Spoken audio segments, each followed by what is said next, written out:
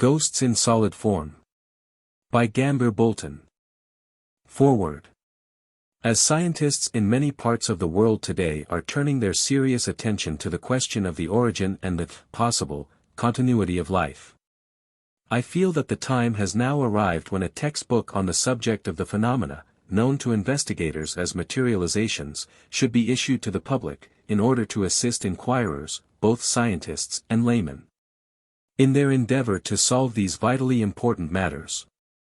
As, in my opinion, it is by no means improbable that in materializations we may find the clue which will eventually enable us to solve the question, asked by each cradle, whence, and by each coffin, whither. This textbook contains, in plain and simple language, the results of a series of experiments carried out during a period of 7 years. With the exception of a few conducted by that master scientist Sir William Crookes, President of the Royal Society, London, and referred to in Chapter 3. To which mine were in the nature of a sequel, all were carried out in my presence. And the reports on these experiments have been collated from the official records kept by my 3 research societies in London. How do you find this book? Any thoughts about the book or the author? Any suggestion for improvement? Please take a moment to share your thoughts in a comment. If you like it, share it with your friends who might enjoy it as well. Subscribe to keep in touch. Visit CompleteAudiobooks.com for more quality content. Chapter 1. Conditions. A single grain of solid fact is worth 10 tons of theory.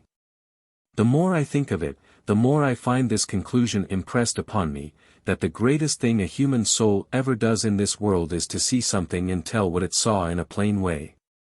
Hundreds of people can talk for one who can think, but thousands can think for one who can see. To see clearly is poetry, prophecy and religion all in one. John Ruskin. Working hypothesis. That under certain known and reasonable conditions of temperature, light, etc., entities, existing in a sphere outside our own, have been demonstrated again and again to manifest themselves on Earth in temporary bodies materialized from an, at present, undiscovered source, through the agency of certain persons of both sexes, termed sensitives, and can be so demonstrated to any person who will provide the conditions proved to be necessary for such a demonstration. Looking back to the 7 years of my life which I devoted to a careful and critical investigation of the claim made, not only by both Occidental and Oriental mystics, but by well-known men of science like Sir William Crookes, Professor Alfred Russel Wallace, and others, that it was possible under certain clearly defined conditions to produce, apparently out of nothing, fully formed bodies, inhabited by, presumably, human entities from another sphere. The wonder of it still enthralls me. The apparent impossibility of so great an upheaval of such laws of nature as we are at present acquainted with, being proved clearly to be possible, will remain to the end as the wonder of wonders, in a by no means uneventful life. For, as compared with this, that greatest of nature's mysteries, the procreation of a human infant, by either the normal or mechanical impregnation of an ovum, its months of fetal growth and development in the uterus, and its birth into the world in a helpless and enfeebled condition, amazing as they are to all physiological students, sinks into comparative insignificance when compared with the nearly instantaneous production of a fully developed human body, with all its organs functioning properly. A body inhabited temporarily by a thinking, reasoning entity, who can see, hear, taste, smell and touch, a body which can be handled, weighed, measured, and photographed. When these claims were first brought to my notice, I realized at once that I was face to face with a problem which would require the very closest investigation. And I then and there decided to give up work of all kinds, and to devote years, if necessary, to a critical examination of these claims. To investigate the matter calmly and dispassionately, and, in Sir John Herschel's memorable words, to stand or fall by the result of a direct appeal to facts in the first instance, and of strict logical deduction from them afterwards. And, as I have said, the result has been that the apparently impossible has been proved to be possible. And I accept them wholeheartedly, admitting that our working hypothesis has been proved beyond any possibility of doubt. And that these materialized entities can manifest themselves today to any person who will provide the conditions necessary for such a demonstration. Who they are, what they are, whence they come, and whither they go, each investigator must determine for himself, but of their actual existence in a sphere just outside our own, there can no longer be any room for doubt. As a busy man, theories have little or no attraction for me. What I demand, and what other busy men and women demand, in an investigation of this kind is, that there should be a reasonable possibility of getting hold of facts, good solid facts which can be demonstrated as such, to any open-minded inquirer. Otherwise it would be useless to commence such an investigation. And we have now got these facts, and can prove them on purely scientific lines. The meaning of the word materialization, so far at least as it concerns our investigation, I understand to be this: the taking on by an entity from a sphere outside our own, an entity representing a man, woman, or child, or even a beast or bird, of a temporary body built up from material drawn partially from the inhabitants of earth, consolidated through the agency of certain persons of both sexes, termed sensitives, and molded by the entity into a semblance of the body which, it alleges, it inhabited during its existence on earth. In other words, a materialization is the appearance of an entity in bodily, tangible form, i.e., one which we can touch, thus differing from an astralization, etherealization, or apparition, which is, of course, one which cannot be touched, although it may be clearly visible to anyone possessing only normal sight. Let me, then, endeavor to describe to the best of my ability, and in very simple language, how I believe these materializations to be produced, and the conditions which I have proved to be necessary in order that the finest results may be obtained. I will deal first with the question of as without conditions of some kind no materialization can be produced, any more than a scientific experiment, such as mixing various chemicals together, in order to produce a certain result, can be carried out successfully without proper conditions being provided by the experimenter. What, then, do we mean by this word, conditions? Take a homely example. The baker mixes exactly the right quantities of flour, salt, and yeast with water, and then places the dough, which he has made in an oven heated to just the right temperature, and produces a loaf of bread. Why? Because the conditions were good ones.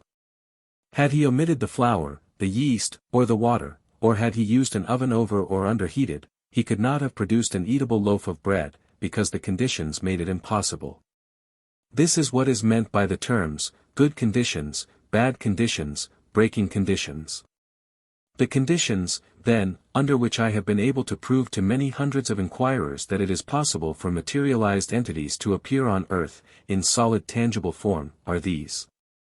First, light of suitable wavelength, i.e., suitable color, and let me say here, once and for all, that I have proved conclusively for myself that provided that one is experimenting with a sensitive who has been trained to sit always in the light. On 2 occasions I have witnessed materializations in daylight, and neither of Sir William Crookes' sensitives, D.P. Home or Florrie Cook, Mrs.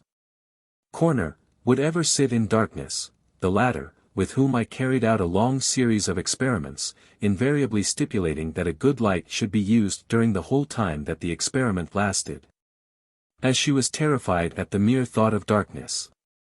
I find that sunlight, electric light, gas, colza oil, and paraffin are all apt to check the production of the phenomena unless filtered through canary yellow, orange, or red linen or paper, just as they are filtered for photographic purposes, owing to the violent action of the actinic, blue, rays which they contain, the rays from the violet end of the spectrum, which are said to work at about 600 billions of vibrations per second. But if the light is filtered, in the way that I have described, the production of the phenomena will commence at once, the vibrations of the interfering rays being reduced, it is said, to about 400 billions per second or less. In dealing with materializations we are apt to overlook the fact that we are investigating forces or modes of energy far more delicate than electricity, for instance. Heat, electricity, and light, as Sir William Crookes tells us are all closely related. We know the awful power of heat and electricity, but are only too apt to forget, especially if it suits our purpose to do so, that light too has enormous dynamic potency. Its vibrations being said to travel in space at the incredible speed of 12 million miles a minute. And it is therefore only reasonable to assume that the power of these vibrations may be sufficient to interfere seriously with the more subtle forces, such as those which we are now investigating. Secondly, we require suitable heat vibrations, and I find that those given off in a room either warmed or chilled to 63 degrees are the very best possible. Anything either much above this, or, more especially, much below this, tending to weaken the results and to check the phenomena. Thirdly, we require suitable musical vibrations, and, after carrying out a long series of experiments with musical instruments of all kinds, I find that the vibrations given off by the reed organ, termed harmonium or American organ, or by the concertina, are the most suitable, the peculiar quality of the vibrations given off by the reeds in these instruments proving to be the most suitable ones for use during the production of the phenomena. Although on one or two occasions I have obtained good results without musical vibrations of any kind, but this is rare. Fourthly, we require the presence of a specially organized man or woman, termed one from whom it is alleged a portion of the matter used by the entity in the building up of its temporary body can be drawn, with but little chance of injury to their health. This point is one of vital importance, we are told, for it has been proved by means of a self-registering weighing machine on which he was seated, and to which he was securely fastened with an electrical apparatus secretly hidden beneath the seat, which would at once ring a bell in an anteroom if he endeavored to rise from his seat during the experiment, that the actual loss in weight to the sensitive, when a fully materialized entity was standing in our midst, was no less than 65 pounds. Before employing any person, then, as a sensitive for these delicate, not to say dangerous, experiments, he or she should be medically examined, in the interests of both the investigator and the sensitive. And should their health prove to be in any way below par, they should not be permitted to take part in the experiment until their health is fully restored. I have been permitted to examine the sensitive at the moment when an entity, clad in a fully formed temporary body, was walking amongst the experimenters. And the distorted features, the shriveled-up limbs and contorted trunk of the sensitive at that moment proclaimed the danger connected with the production of this special form of phenomena far louder than any words of mine could do. Needless to say, sensitives for materializations are extremely rare, not more than 2 or 3 being found today amidst the teeming millions who inhabit the British Islands. Although a few are to be found on the European continent, and several in North America, where the climatic conditions are said to be more favorable for the development of such persons. Now, what constitutes a sensitive, and why are they necessary?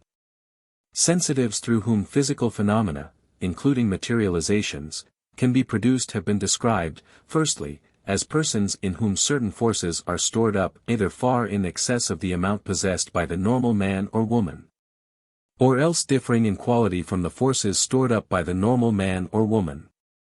And secondly, as persons who are able to attract from those in close proximity to them, provided that the conditions are favorable, still more of the force, which thus becomes centered in them for the time being.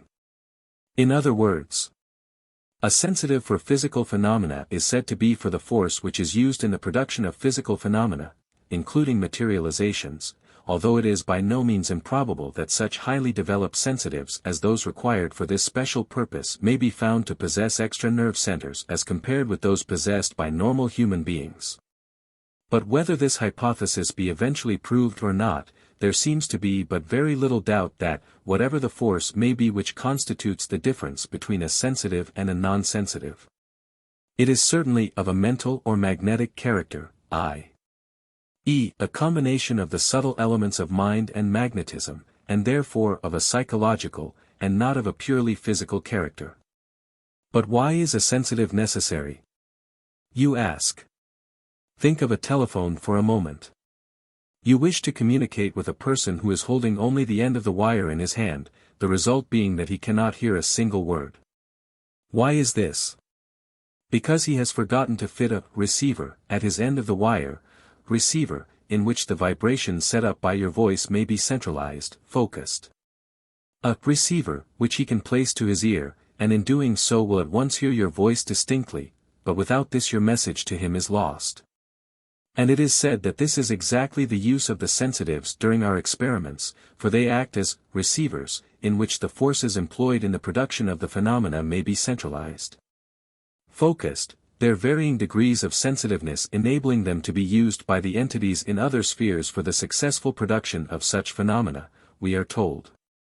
And lastly, we require about 12 to 16 earnest and really sympathetic men and women, persons trained on scientific lines for choice, all in the best of health, men and women who, whilst strictly on their guard against anything in the shape of fraud, are still so much in sympathy with the person who is acting as the sensitive that they are all the time sending out kindly thoughts towards him.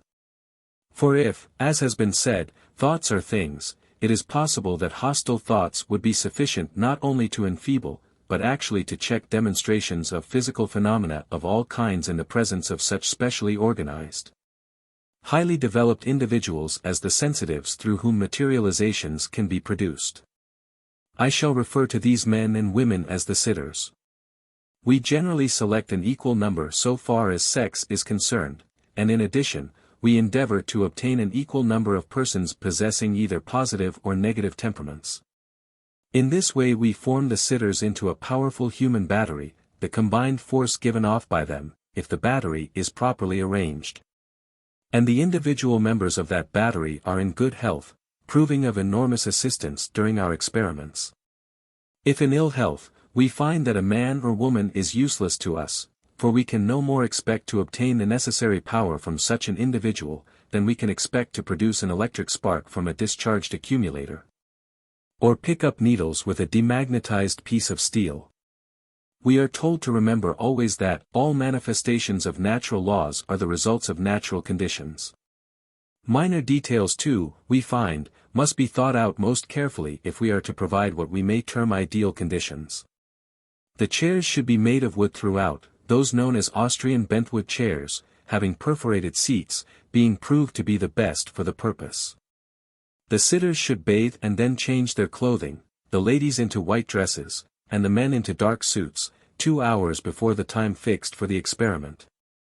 And should then at once partake of a light meal, meat and alcohol being strictly forbidden, so that the strain upon their constitutions during the experiment may not interfere with their health. Trivial as such matters must appear to the man in the street, we are told they must all be carried out most carefully, in order that the finest conditions possible may be obtained. The one great object of the sitters being to give off all the power, and the best kind of power, that they are capable of producing, in order that sufficient suitable material may be gathered together from the sensitive and themselves, with which a temporary body may be formed for the use of any entity wishing to materialize in their presence. Chapter 2. Precautions against fraud. Nothing is too wonderful to be true. Faraday. We are now ready to see what happens at a typical experimental meeting for these materializations, at hundreds of which I have assisted, and having the services of no less than 6 sensitives placed at my disposal for purpose.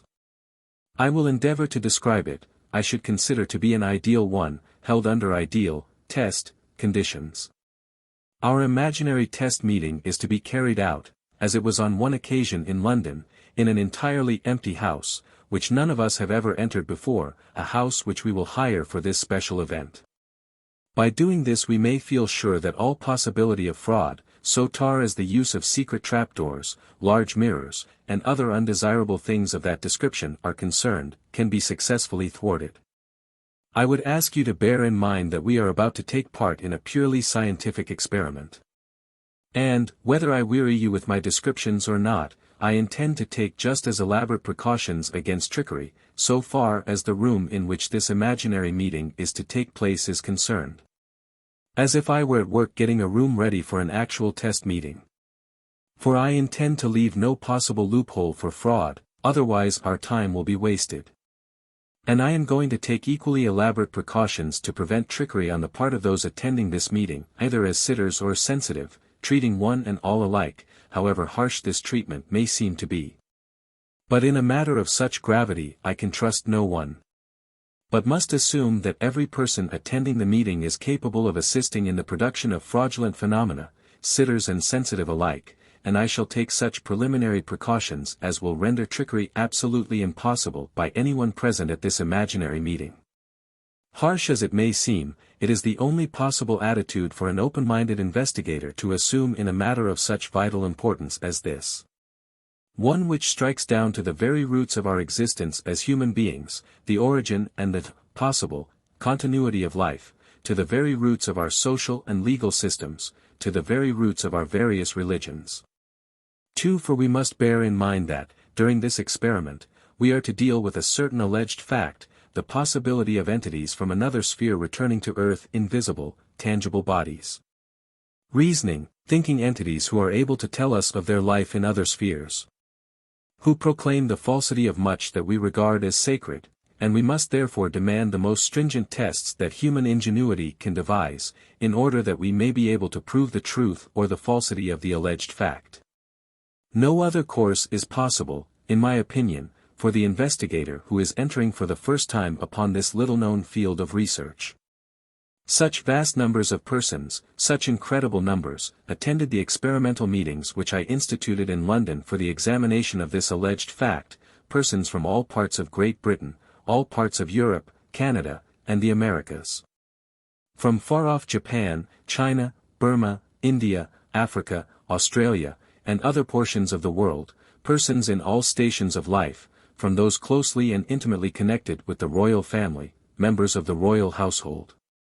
Distinguished soldiers like Field Marshal Lord Wolseley, General Carrington, General Sir Alfred Turner, General Gordon and Colonel Valentine Gordon, both relatives of the great General Gordon, and numerous other officers of the highest rank. Distinguished sailors like my friend Vice Admiral Usborne Moore, a painstaking and highly critical investigator, who witnessed his first materializations at these meetings. One great physicians from Harley Street, London, and elsewhere, including the distinguished head of the Army Medical Department, Surgeon General Fawcett, members of the diplomatic services from nearly every civilized nation on earth. Officials from the Treasury, the Foreign Office, the India Office, the Colonial Office, and the War Office, members of the House of Lords, members of the House of Commons, of all the many known shades of political opinion, great journalists like W. T. Stead, and many others from different parts of the world, great writers like Sir Arthur Conan Doyle, John Oliver Hobbes, Mrs. Craigie, Florence Marryat, and many others, great scientists like Signor Marconi. Celebrated ecclesiastics of almost every degree, and holding innumerable creeds and dogmas, some of them carefully disguised as laymen, and passing under assumed names, well-known actors and actresses.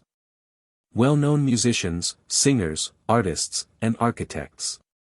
Men and women of all kinds, each in his or her own way what the world terms celebrities. With many hundreds of others who make no claim to that title, such an incredible number of persons attended our experimental meetings in London that it is quite possible that out of that vast number you yourself may have attended one or more of them. And may be thinking that at the meetings to which you were admitted the conditions were not nearly so elaborately thought out, the tests were not nearly so stringent as those which I am about to impose upon the sitters and the sensitive at the imaginary one in which we are now about to take part. That is quite possible, for at the ordinary experimental meetings held by my 3 societies, the conditions imposed were widely different to those insisted upon at our test meetings, such as those held with Florrie Cook, Mrs. Corner, which were strictly confined not only to members, but to specially selected members. I would ask you to remember too that I am not describing the conditions imposed or the results obtained at any particular meeting at which I was present, but rather the conditions which I consider should be provided, and the precautions against trickery which I consider ought to be taken in a really scientifically carried out experiment for materializations. Having all met together at an appointed hour in the hale of the empty house which we have hired for the night, all, that is, with the exception of the sensitive, who is not permitted to enter the house until half an hour later, it is put to the vote as to which room shall be used for this meeting. And as soon as that is settled, we all walk up to, and into, it together, and find ourselves in a large and lofty room on the 2nd floor absolutely empty. Looking out of the window we see that there is a sheer drop of, say, 50 feet to the street below, and, as there are no houses anywhere in its immediate proximity, We are satisfied that it is altogether impossible for any person to either enter or leave the room by the window. Turning our attention to the room itself, we see that there are 4 bare walls, with a gas bracket fitted into one of them, a ceiling, a fireplace, and a solid floor. These must be critically examined first by an expert, and next the means of entrance to and exit from the room, the door, window, and fireplace.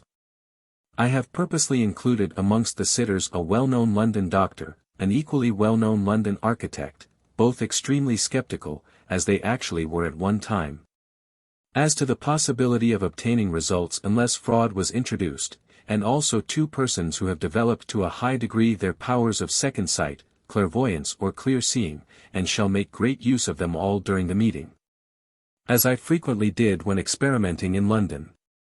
We hand the key of the room to you, and all, with the exception of the architect and yourself, then leave the room, it being your duty to watch the architect carefully whilst he carries out a critical professional examination of the empty room.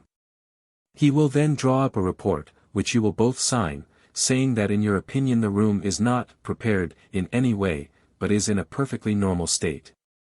You then unlock the door and hand out the signed report. And we at once pass into you 17 chairs, a large photographic lamp, with a piece of India rubber tubing, for you to attach from the lamp to the gas bracket as fitted in the wall of the room. A strong wooden cover which fits tightly into the fireplace, with long screws and a screwdriver to enable you to fasten it securely in position. A piece of dark-colored cloth or baize for you to nail up over the window, with a hammer and nails, so as to exclude all actinic light, and we push in a small harmonium and a music stool. Directly these are handed to you, you lock the door, and the architect joins with you in a close examination of each article. And when you are both satisfied that none of the articles are prepared in any way, you draw up a second report, which you both sign, stating that nothing whatever is, or can possibly be, concealed in them. You then both come out of the room, locking the door behind you and keeping the key in your possession. Having thus dealt with the room, and every article inside the room in which our experiment is to be conducted, we now proceed to deal with each person who intends to be present during the experiment, the doctor, the architect, you yourself, and I myself, with the remainder of the sitters, men and women alike, one and all being treated in exactly the same way, however harsh it may seem, for in a matter of such importance as this we can trust no one. The doctor takes each sitter alone into an adjoining room. Every article of clothing is removed in each case and the doctor then makes a careful examination to see that the person has nothing in his or her possession concealed about their bodies, or in their clothing, which could be used in assisting to produce fraudulent phenomena. At the conclusion of this searching examination, the sitter is permitted to dress, and you then show him, or her, into the empty room, you yourself unlocking the door to admit them and locking it after them. The sensitive now arrives at the house, and is met by the doctor, who takes him into the adjoining room and at once carries out a searching examination of the sensitive's body. His clothes are taken away from him, and, at the conclusion of the search, he is lent a complete outfit for the evening, in case he should have secret pockets in his own clothing. If the sensitive is a woman she is treated in exactly the same way.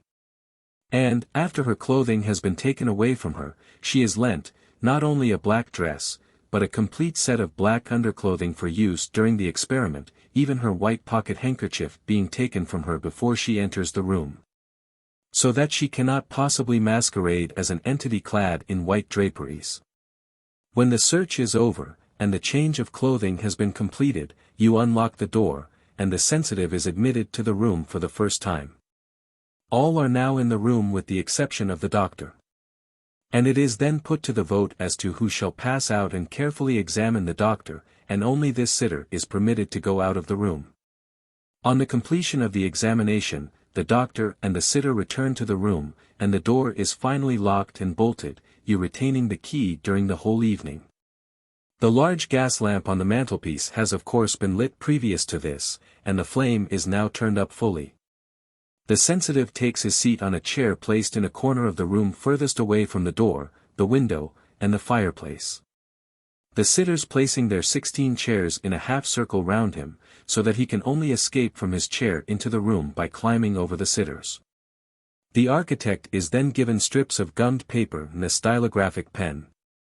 He and you paste these strips round the door, the window, and the fireplace, writing on the strips of paper any word or words selected by yourselves and known only to you, so that, in the event of their being tampered with, you would be able to see at once that the paper had been broken. One of the sitters, who is a musician, takes his seat temporarily at the harmonium, and commences to play suitable music, and we are ready to start our experiment. The general feeling of all those in the room being that every possible precaution against trickery has been taken, and that if any results of any kind whatever should follow they will undoubtedly be genuine. The sitters having been allotted their seats, so that a person of a positive and a person of a negative temperament shall be seated together, we now join hands, and form ourselves into what we are told is a powerful human battery. The two persons sitting at the two ends of the half-circle having of course each one hand free, and from the free hands of these two persons, it is said, the power developed and given off by this human battery passes into the sensitive at each of his sides. Sitting quietly in our chairs and talking gently amongst ourselves, we soon feel a cool breeze blowing across our hands. In another 2 minutes this will have so increased in volume that it may with truth be described as a strong wind. On looking at the sensitive now, we see that he is rapidly passing into a state of trance, his head is drooping on one side, his arms and hands hang downwards loosely, his body being in a limp real trance condition. And just in the right state for use by any entity desiring to work through him, we are told.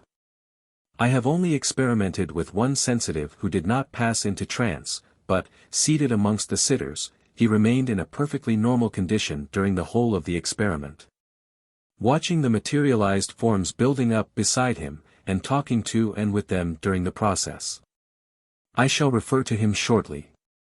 We now set our clairvoyance to work, and the statements made by one must be confirmed in every detail by the statements of the other as to what is occurring at the moment, or no notice is taken of their remarks.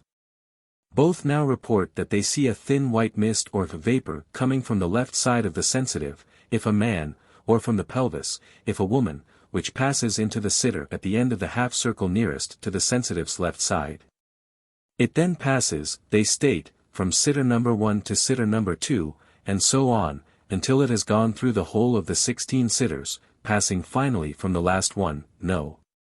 16, at the end of the half-circle nearest to the sensitive's right side, and disappears into his right side. We assume from this that the nerve force, magnetic power, call it what you will, necessary for the formation of one of these temporary bodies starts from the sensitive, passes through each sitter, drawing from each as much more force or power as he or she is capable of giving off at the moment, returning to the sensitive greatly increased in its amount and ready for use in the next process. This, then, we will term the first of the 3 stages in the evolution of an entity clad in a temporary body. The vapor stage. In a few moments our clairvoyants both report that the force or power is issuing from the side of the sensitive. If a man, or from the pelvis, if a woman, in the form of a white, soft, dough-like substance, which on one occasion I was permitted to touch. I could perceive no smell given off by it, it felt cold and clammy, and appeared to have the consistency of heavy dough at the moment that I touched it. This mass of dough-like substance is said to be the material used by the entities, one by one as a rule, who wish to build up a temporary body. It seems to rest on the floor, somewhere near the right side of the sensitive, until required for use, its bulk depending apparently upon the amount of power given off by the sitters from time to time during the experiment. This we will term the second of the 3 stages of the evolution of an entity clad in a temporary body. The solid, but shapeless stage. We are told that the entity wishing to show himself to us passes into this shapeless mass of dough-like substance, which at once increases in bulk, and commences to pulsate and move up and down, swaying from side to side as it grows in height, the motive power being evidently underneath. The entity then quickly sets to work to mold the mass into something resembling a human body, commencing with the head. The rest of the upper portion of the body soon follows, and the heart and pulse can now be felt to be beating quite regularly and normally, differing in this respect from those of the sensitive, who, if tested at this time, will be found with both heart and pulse beats considerably above the normal. The legs and feet come last, and then the entity is able to leave the near neighborhood of the sensitive and to walk amongst the sitters, the third and last stage of its evolution being now complete. Although occasionally the entity will appear clad in an exact copy of the clothing which he states that he wore when on Earth, especially if it should happen to be something a little out of the common, such as a military or naval uniform, they are draped as a rule in flowing white garments of a wonderfully soft texture, and this too I have been permitted to handle. Our clairvoyants both affirm that at all times during the materialization a thin band of, presumably, the dough-like substance can be plainly seen issuing from the side of the sensitive, if a man, or from the pelvis, if a woman, and joined on to the center of the body inhabited by the entity, just like the umbilical cord attached to a human infant at birth, and we are instructed that this band cannot be stretched beyond a certain radius, say 10 to 15 feet. Without doing harm to the sensitive and to the entity, although cases are on record where materializations have been seen at a distance of nearly 60 feet from the sensitive, on occasions when the conditions were unusually favorable. On handling different portions of the materialized body now, the flesh is found to be both warm and firm. The bodies are well proportioned, those of the females, for they take on sex conditions during the process, having beautiful figures. And hands, arms, legs, and feet quite perfect in their modeling, but, in my opinion, the body, head, and limbs of every materialization of either sex or any age which I have scrutinized at close quarters carefully, or have been permitted to handle, have appeared to be at least 1/3 smaller in size, except as regards actual height, than those possessed by beings on Earth of the same sex and age. Not only have we witnessed materializations of aged entities of both sexes, showing all the characteristics of old age, for the purpose of identification by the sitters, as they tell us, but we have seen materialized infants also. And on one occasion 2 stillborn children appeared in our midst simultaneously. One of them showing distinct traces on its little face of a hideous deformity which it possessed at the time of his premature birth, a deformity known only to the mother, who happened to be present that evening as one of the sitters. We are told that, for the purpose of identification, the entity will return to Earth in an exact counterpart of the body which he alleges that he occupied at the time of his death. And in order that he may be recognized by his relatives and friends who happen to be present. Thus, the one who left the Earth as an infant will appear in his materialized body as an infant, although he may have been dead for 20 or 30 years. The aged man or woman will appear with bent body, wrinkled face, and snow-white hair, walking amongst us with difficulty, and just as they allege they did before their death, although that may have occurred 20 years before. The one who had lose a limb during his earth life will return minus that limb, the one who was disfigured by accident or disease will return bearing distinct traces of that disfigurement, for the purpose of identification only. But as soon as the identification has been established successfully, all this changes instantly, the disfigurement disappears, the 4 limbs will be seen. And both the infant and the aged will from henceforth show themselves to us in the very prime of life, the young growing upwards and the aged downwards, as we say, and, as they one and all state emphatically, just as they really look and feel in the sphere in which they now exist. While inhabiting these temporary bodies, they state that they take on, not only sex conditions, but earth conditions temporarily too, for they appear to feel pain if their bodies are injured in any way. Complain of the cold if the temperature of the room is allowed to fail much below 60 degrees, or of the heat if the temperature is allowed to rise above 70 degrees. Seem to be depressed during a thunderstorm, when our atmosphere is overcharged with electricity, and appear bright and happy in a warm room when the world outside is in the grip of a hard frost, and also on bright, starry nights. And not only this, but they take on strongly marked characteristics of the numerous races on Earth temporarily too, the materialized entities of the white races differing quite as markedly from those of the yellow or brown races, as do these from the black races. And in speaking to us each one will communicate in the particular language only which is characteristic of his race on Earth. 5, 6, and even 7 totally different languages have been employed during a single experimental meeting through a sensitive who had never in his life been out of England. and who was proved conclusively to know no other language than English, the latter number, we were told, being in honor of a ship's doctor who was present on one occasion. And who, although the fact was quite unknown to any of us at the time, proved to be an expert linguist, for he conversed that evening with different entities in English, French, German, Russian, Chinese, Japanese, and in the language of one of the hill tribes of India. On another occasion, when I was the only European present at an afternoon experimental meeting held in London by 8 Parsis of both sexes from Bombay. During the whole of the time, 2¼ hours, which the meeting lasted, the entities and the Parsi sitters carried on their conversation in Hindustani. 2 entities simultaneously and one of the Parsi men engaging in a heated controversy, which lasted for nearly 3 minutes, over the disposal of the bodies of their dead, the entities insisting on cremation only. As opposed to allowing the bodies to be eaten by vultures, the noise which they made during this discussion being almost deafening. The sensitive, it was proved conclusively, knew no other language than English, and had only once been out of the British Islands, when he paid a short visit to France. Chapter 3. Tests. Sit down before a fact as a little child, be prepared to give up every preconceived notion, follow humbly wherever and to whatever abysses nature leads, or you shall learn nothing. Thomas Huxley.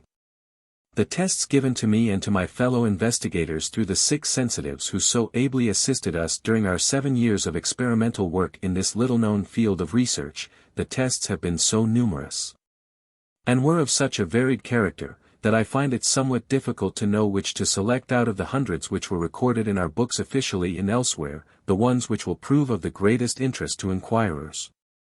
But I have made extracts from 10 of these records, and these, with a few taken from Sir William Crookes' reports on the experiments conducted in his presence, will, in my opinion, be sufficient to prove that we who have witnessed these marvels are neither hallucinated, insane, nor liars when we solemnly affirm that we have both seen and handled the materialized bodies built up for temporary use by entities from another sphere, all the statements made here being true in every detail, to the best of my knowledge and belief.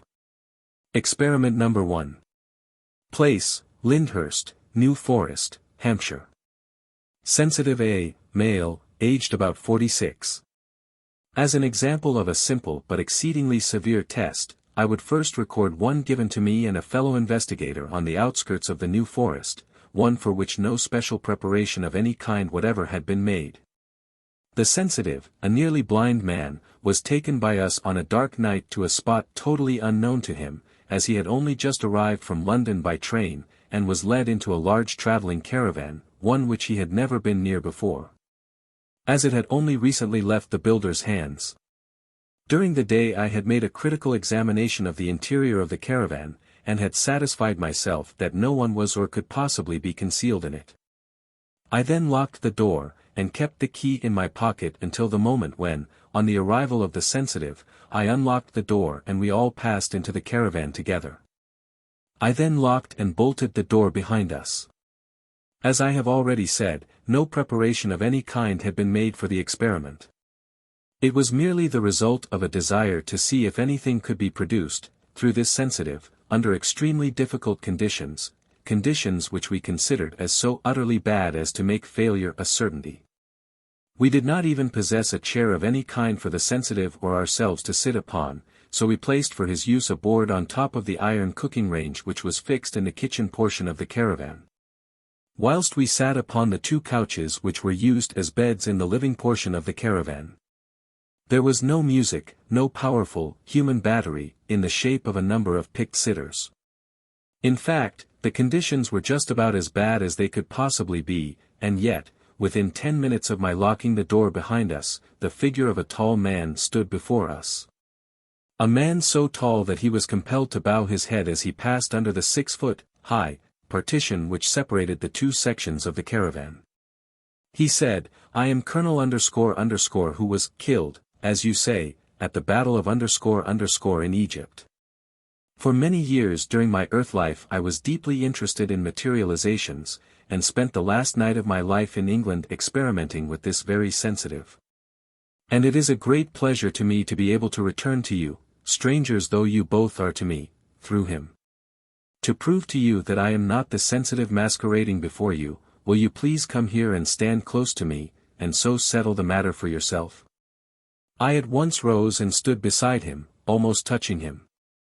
I then discovered that not only were his features and his coloring totally different to those of the sensitive, but that he towered above me, standing, as nearly as I could judge, 6 foot 2 or 3 inches.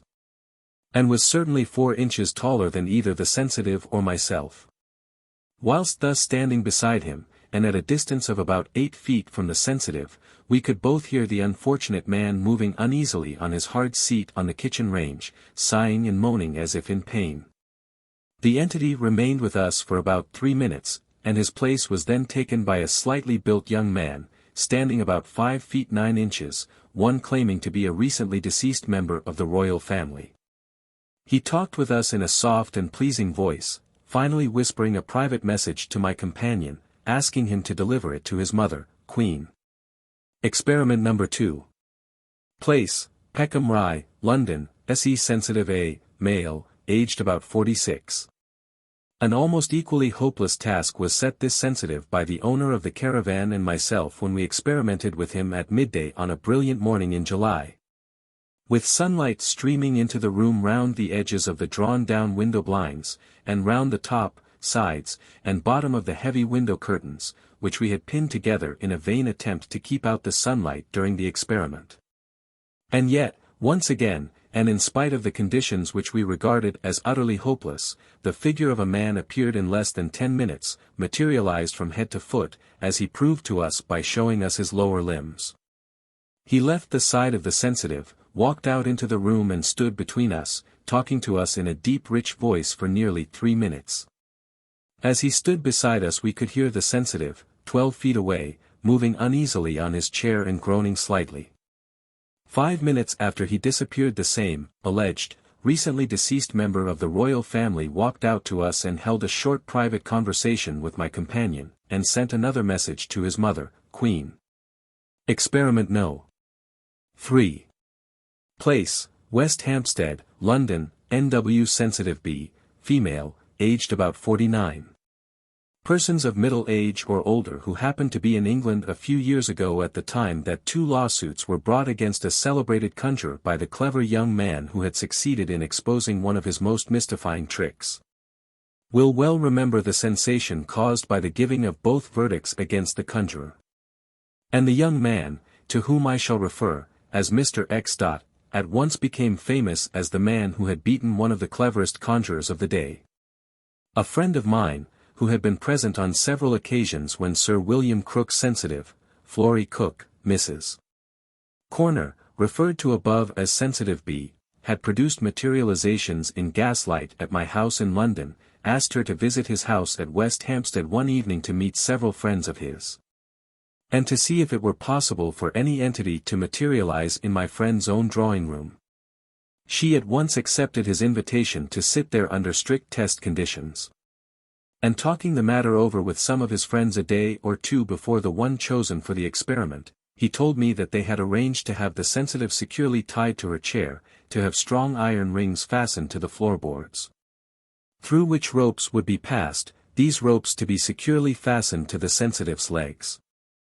All knots of every size and kind to be sealed, so as to prevent any attempt on her part to leave her chair and to masquerade as a materialized entity. One of his friends happened to know the celebrated Mr. X. And as he had so recently succeeded in beating so notable a conjurer, he was invited to be present and to take entire charge of the tying up, the binding and sealing arrangements, in order to render the escape of the sensitive from her chair an impossibility.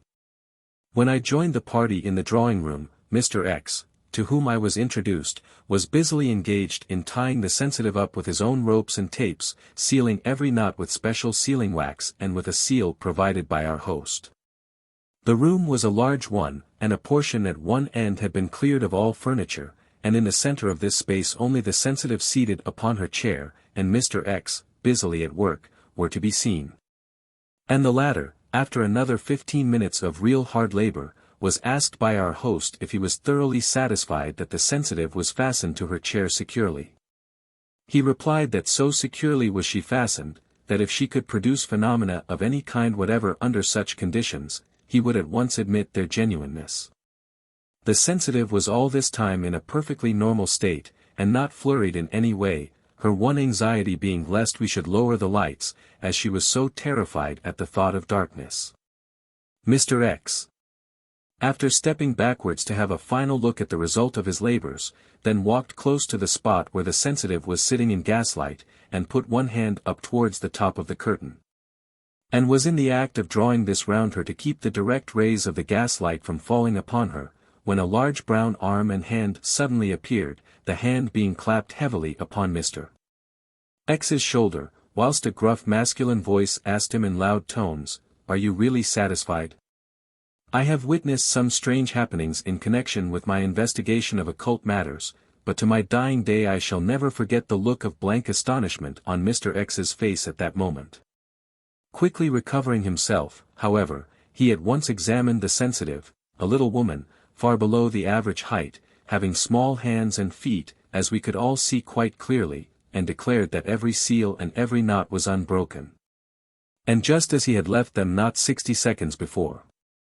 Amongst other entities who materialized that evening was a young girl of about 18 years of age, who stated that when she left her earth body she had been a dancer at a café in Algiers.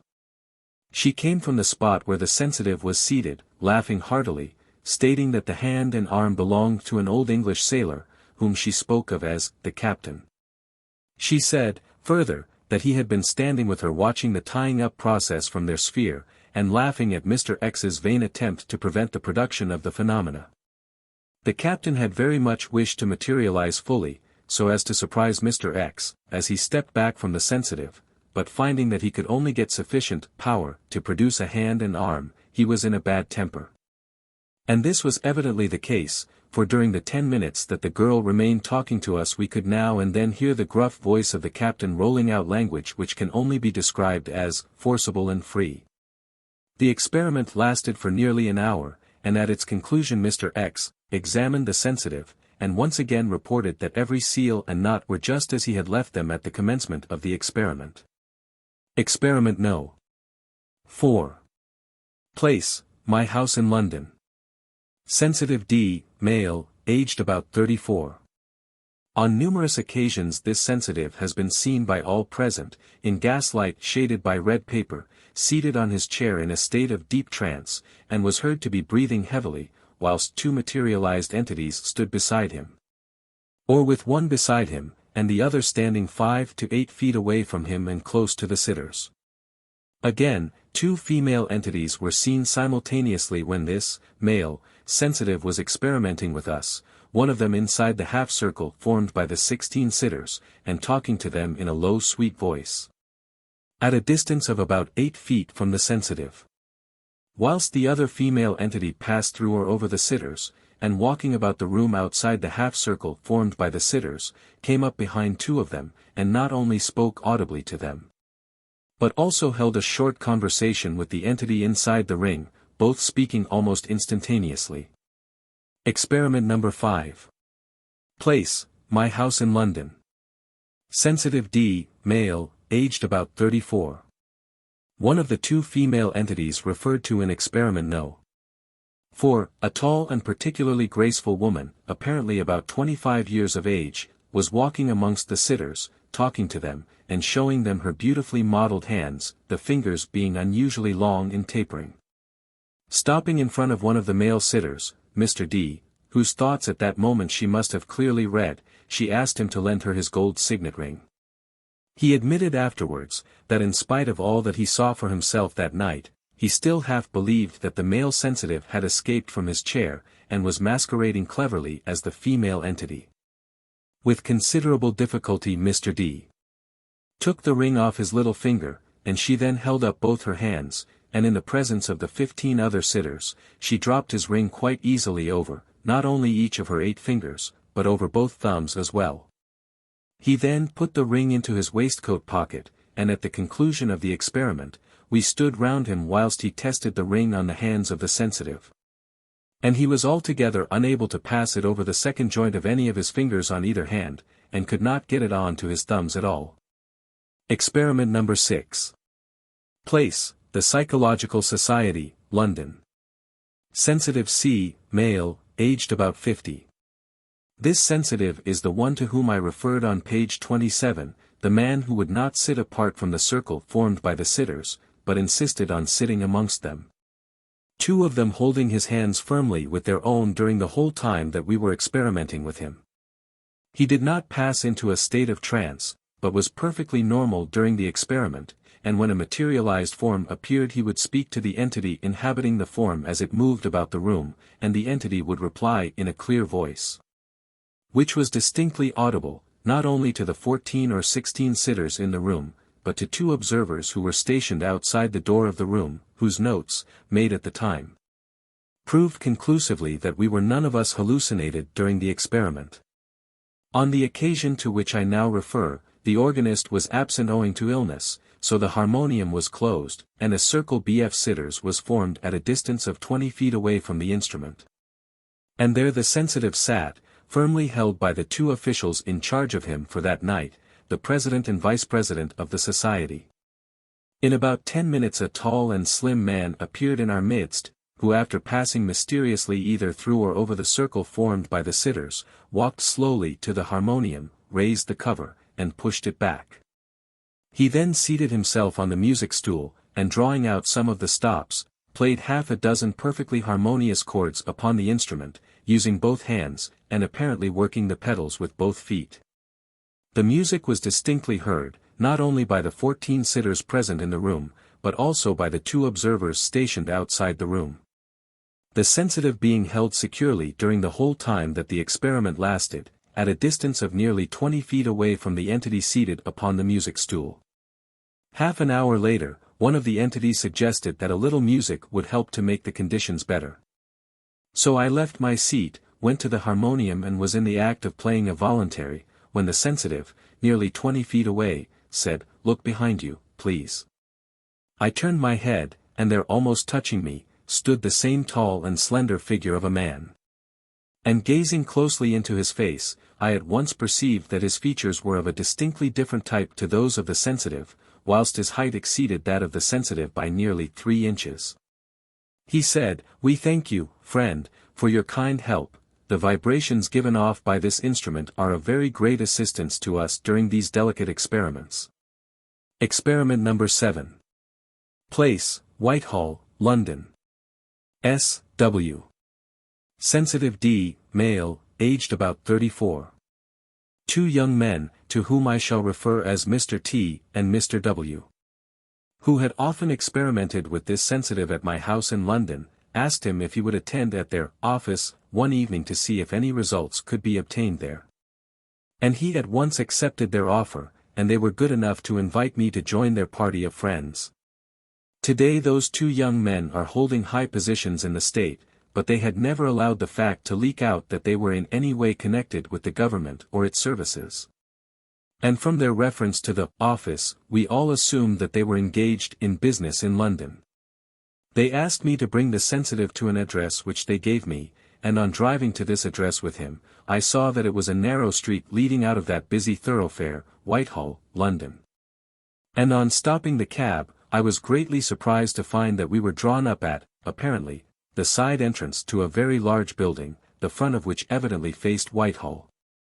Before I had time to say a word to the sensitive, or to draw his attention to what I had seen of the building, Mr. T and Mr. W hurried down the steps leading to it and ushered us into a splendid entrance hall, up a palatial staircase, and into a very large and lofty room, beautifully decorated and furnished in sumptuous style with massive writing desks, large chairs and settees upholstered in scarlet leather, whilst on the floor was a carpet into which our boots sank luxuriously.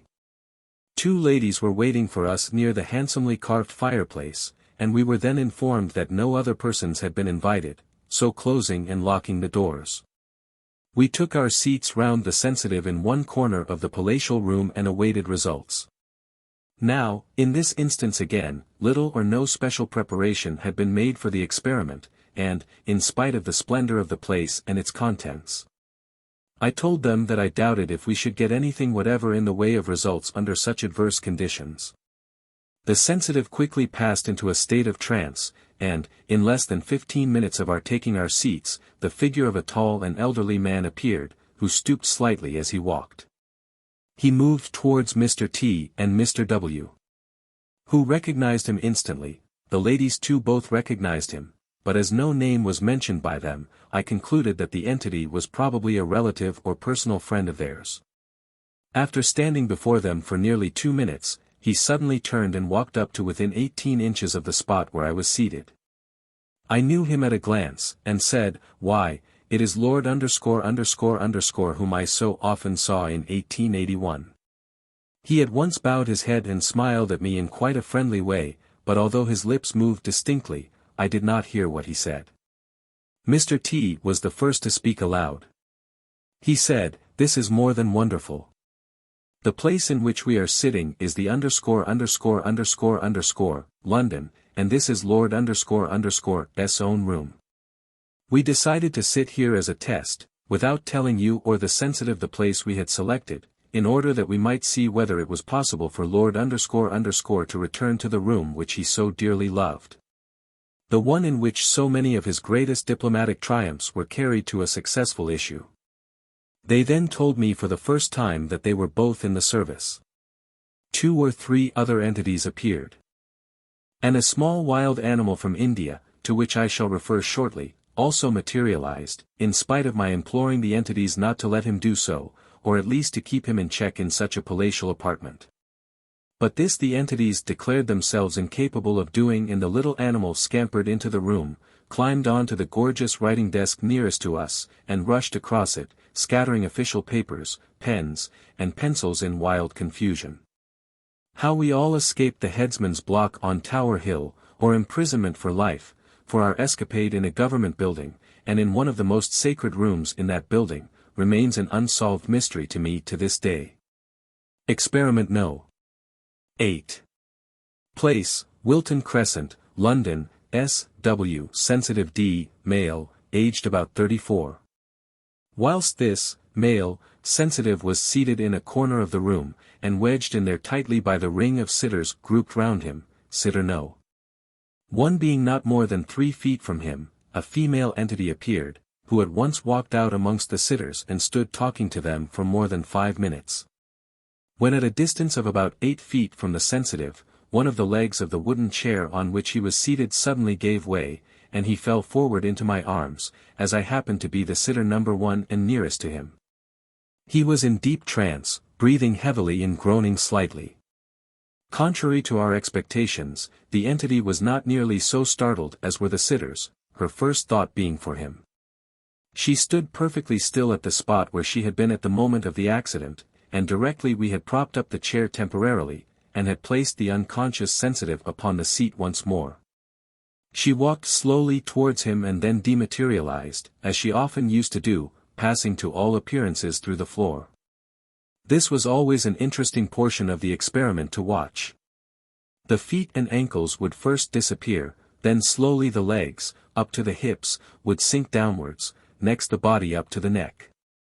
Followed, after a few words of farewell, by the face, the top of the head remaining for about 30 seconds on the surface of the floor, the dazzling white of the drapery, in which the head had been draped during the appearance of the entity in our midst, showing plainly above the dark-colored carpet.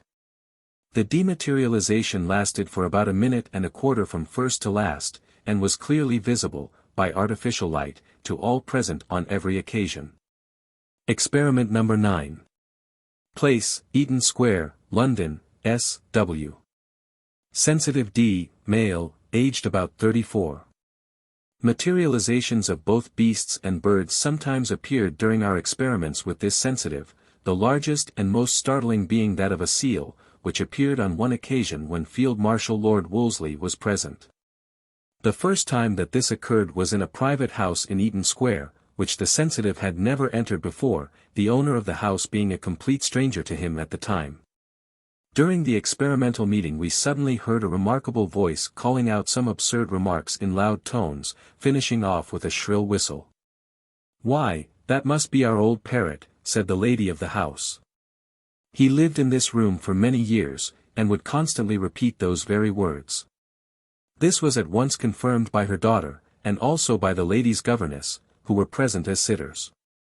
As this was the first occasion on which I had ever even heard of such a thing as the materialization of a beast or bird, I was completely nonplussed for the moment, I confess. But one of the entities explained the matter to us, and after that evening we occasionally witnessed materializations of some of the badly named lower orders of creation. Both scientific and lay critics, who up to this stage of our investigation had merely termed us hallucinated cranks, just as they had termed Sir William Crookes, now stated boldly that we were either descendants of Ananias and Sapphira or else as mad as March hares. But the results of the next experiment which I will record disposed of these criticisms finally, for I was able to prove the truth of my assertions by ocular demonstration to many of our would-be critics. A small wild animal from India, the at one time pet of a lady present on the occasion to which I shall now refer, an animal which had been dead for 3 years or more, and had never been seen or heard of by the sensitive, and was known to only one other sitter, suddenly ran out from the spot where the sensitive was sitting, breathing heavily and in a state of deep trance. The little creature uttering exactly the same cry which it had always used as a sign of pleasure during its earth life. The entities told us not to be alarmed at its appearance, as it would take on its old conditions, and would be quite harmless. It had shown itself altogether on about 10 different occasions, staying in the room for not more than 2 minutes at a time, and then disappearing just as suddenly as it had arrived upon the scene. But on this occasion, the lady who had owned it during its life called it to her by its pet name, and it then proceeded to climb slowly up onto her lap. Resting there quietly for about half a minute, it then attempted to return, but in doing so caught one of its legs in the lace with which the lady's skirt was covered. It struggled violently, and at last got itself free, but not until it had torn the lace for nearly 3 inches, as was afterwards discovered. At the conclusion of the experiment, a medical man, Dr. C., who was present, asked everyone to remain in their seats whilst he made a careful inspection of the torn lace. He reported that there were 5 green-colored hairs hanging in the torn lace, which had evidently become detached from the little animal's leg during its struggles. The lady at once identified the color and the texture of the hairs, and this was confirmed by the other sitter, himself a naturalist, who had frequently seen and handled the animal during its earth life. The 5 hairs were carefully collected, placed in tissue paper, and then shut up in a light-tight and damp-proof box. They were shown to several scientific and other investigators in London. But after a few days they commenced to dwindle in size, and finally disappeared entirely, owing, we assume, to the action of the actinic rays given off by the daylight and the gaslight when they were being inspected by inquirers.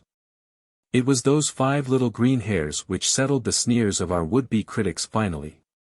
Permission has been given occasionally by the entities to cut off with scissors a portion of the drapery so generally worn by them when making use of a materialized body. And if carefully preserved in a suitable box, it has been found possible to keep it for a short time, provided that the drapery was examined only in a non-actinic light. But in spite of the box being locked up in a safe, the material has always decreased in size, eventually disappearing entirely, and in consequence of this, I do not believe that it has ever been possible to make a scientific examination of it. Experiment number 10. Place, my house in London. Sensitive B, female, aged about 49. The results of this experiment were, so far as I am personally concerned, the most wonderful, and at the same time the most convincing of all the tests which I have obtained. Experimenting with a picked set of sitters in my own room, with Sir William Crookes sensitive, the French dancing girl was standing fully materialized from head to foot, barely 6 feet away from me, 3 or 4 feet away from the sensitive, and directly opposite the gas bracket. The flame being turned up to its full height, the light being only slightly shaded with a piece of yellow paper, in order that the direct rays from the gas might be somewhat softened before falling upon her. As otherwise her features would soon begin to melt and to run, exactly in the way that soft wax will melt in the presence of heat, an extremely painful and unpleasant sight to witness, as I know by experience. She had been talking to us for 5 minutes, and showing us as usual her hands and arms, feet and legs.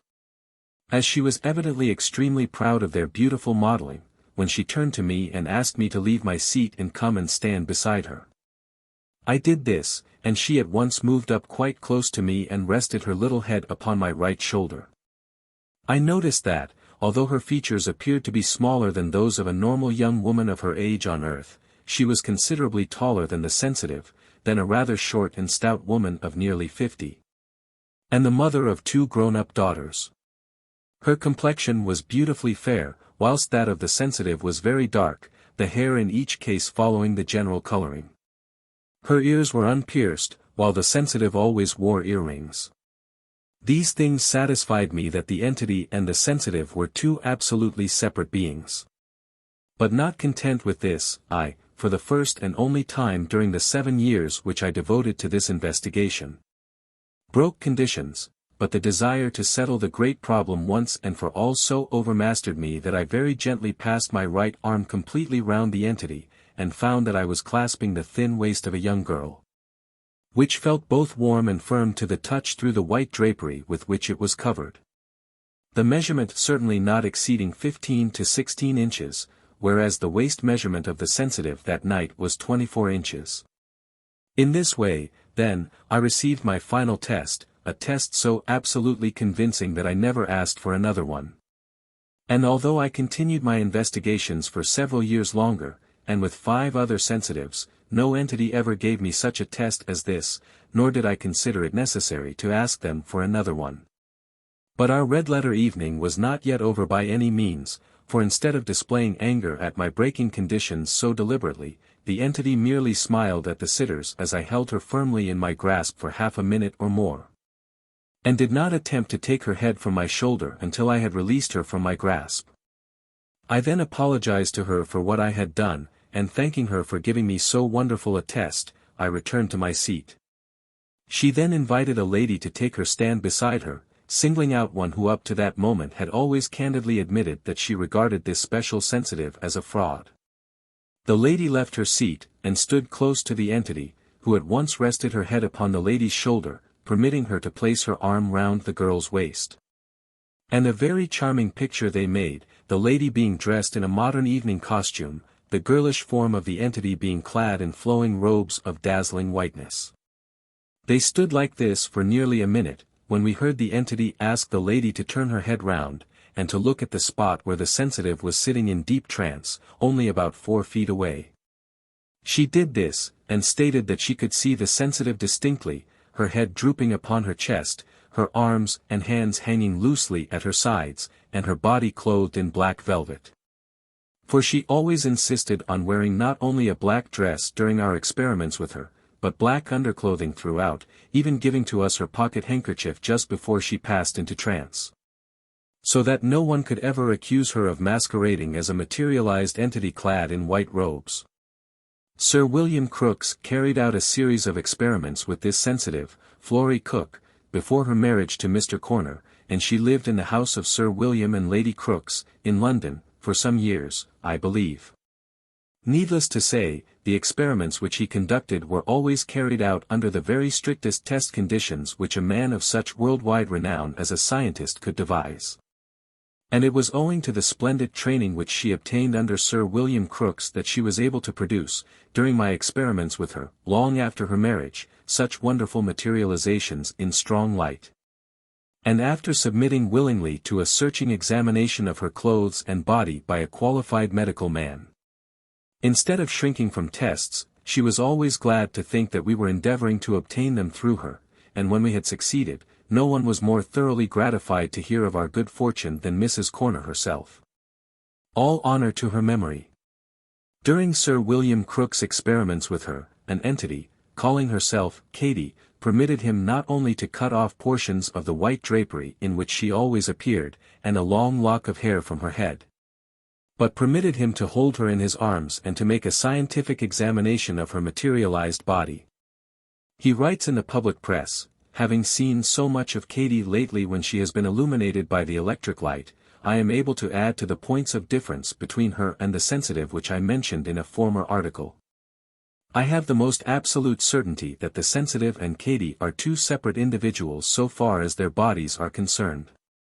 Katy's neck was bare last night, the skin was perfectly smooth both to touch and sight, whilst on the sensitive's neck is a large blister, which under similar circumstances is distinctly visible and rough to the touch.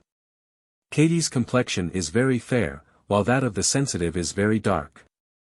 Last night, with bare feet and not tiptoeing, Katie was 4.5 inches taller than the sensitive. The sensitive's hair is so dark a brown as almost to appear black. A lock of Katie's hair, which is now before me, and which she allowed me to cut from her luxurious tresses, having first traced it up to the scalp and satisfied myself that it actually grew there, is a rich golden auburn. In another published report he states that he timed Katie's pulse on one occasion. It beat steadily at 75, whilst on timing the sensitive's pulse he found that it was going at its usual rate of 90. He applied his ear to Katie's chest and could hear a heart beating steadily inside, and pulsating even more steadily than the sensitive's heart. Katie's lungs too he tested, and found them to be sounder than those of the sensitive, who at that time was under medical treatment for a severe cough. Katie, on one occasion, walked about the room fully materialized for nearly 2 hours, conversing familiarly with the sitters present. Asking him to come to her, she took Sir William Crookes' arm, and walked about the room with him arm in arm, the impression conveyed to his mind being that he was escorting a living woman instead of an entity from another sphere. So perfect was the materialization. He states that on the occasion on which the greatest test of all was given to him, Katie asked him to leave the other sitters and to come with her to the spot where the sensitive was lying in a state of deep trance. He found her crouching on the floor dressed in black velvet, as she had been when the experiment commenced, and to all appearance perfectly senseless. He looked round, and saw Katie standing close to the sensitive. She was robed, as always, in flowing white drapery. He then took hold of the sensitive's hands, and kneeling down, carefully examined Katie so as to satisfy himself that it was actually her, and was not a phantasm or an hallucination. Katie did not speak during the examination, but only moved her head and smiled. 3 separate times did he carefully and critically examine the sensitive crouching on the floor before him, to make certain that the hand which he held in his was that of a living woman. And 3 separate times did he examine Katie, with steadfast scrutiny, as he so well says, until he had no doubt whatever as to her objective reality, the reality of her presence beside him. At last the sensitive moved slightly, and Katie instantly motioned him to go away. He moved a short distance from the sensitive, and then ceased to see Katie, but he did not leave the spot until the sensitive woke up. Thus we see that Sir William Crookes handled both the entity and the sensitive simultaneously, 3 separate times.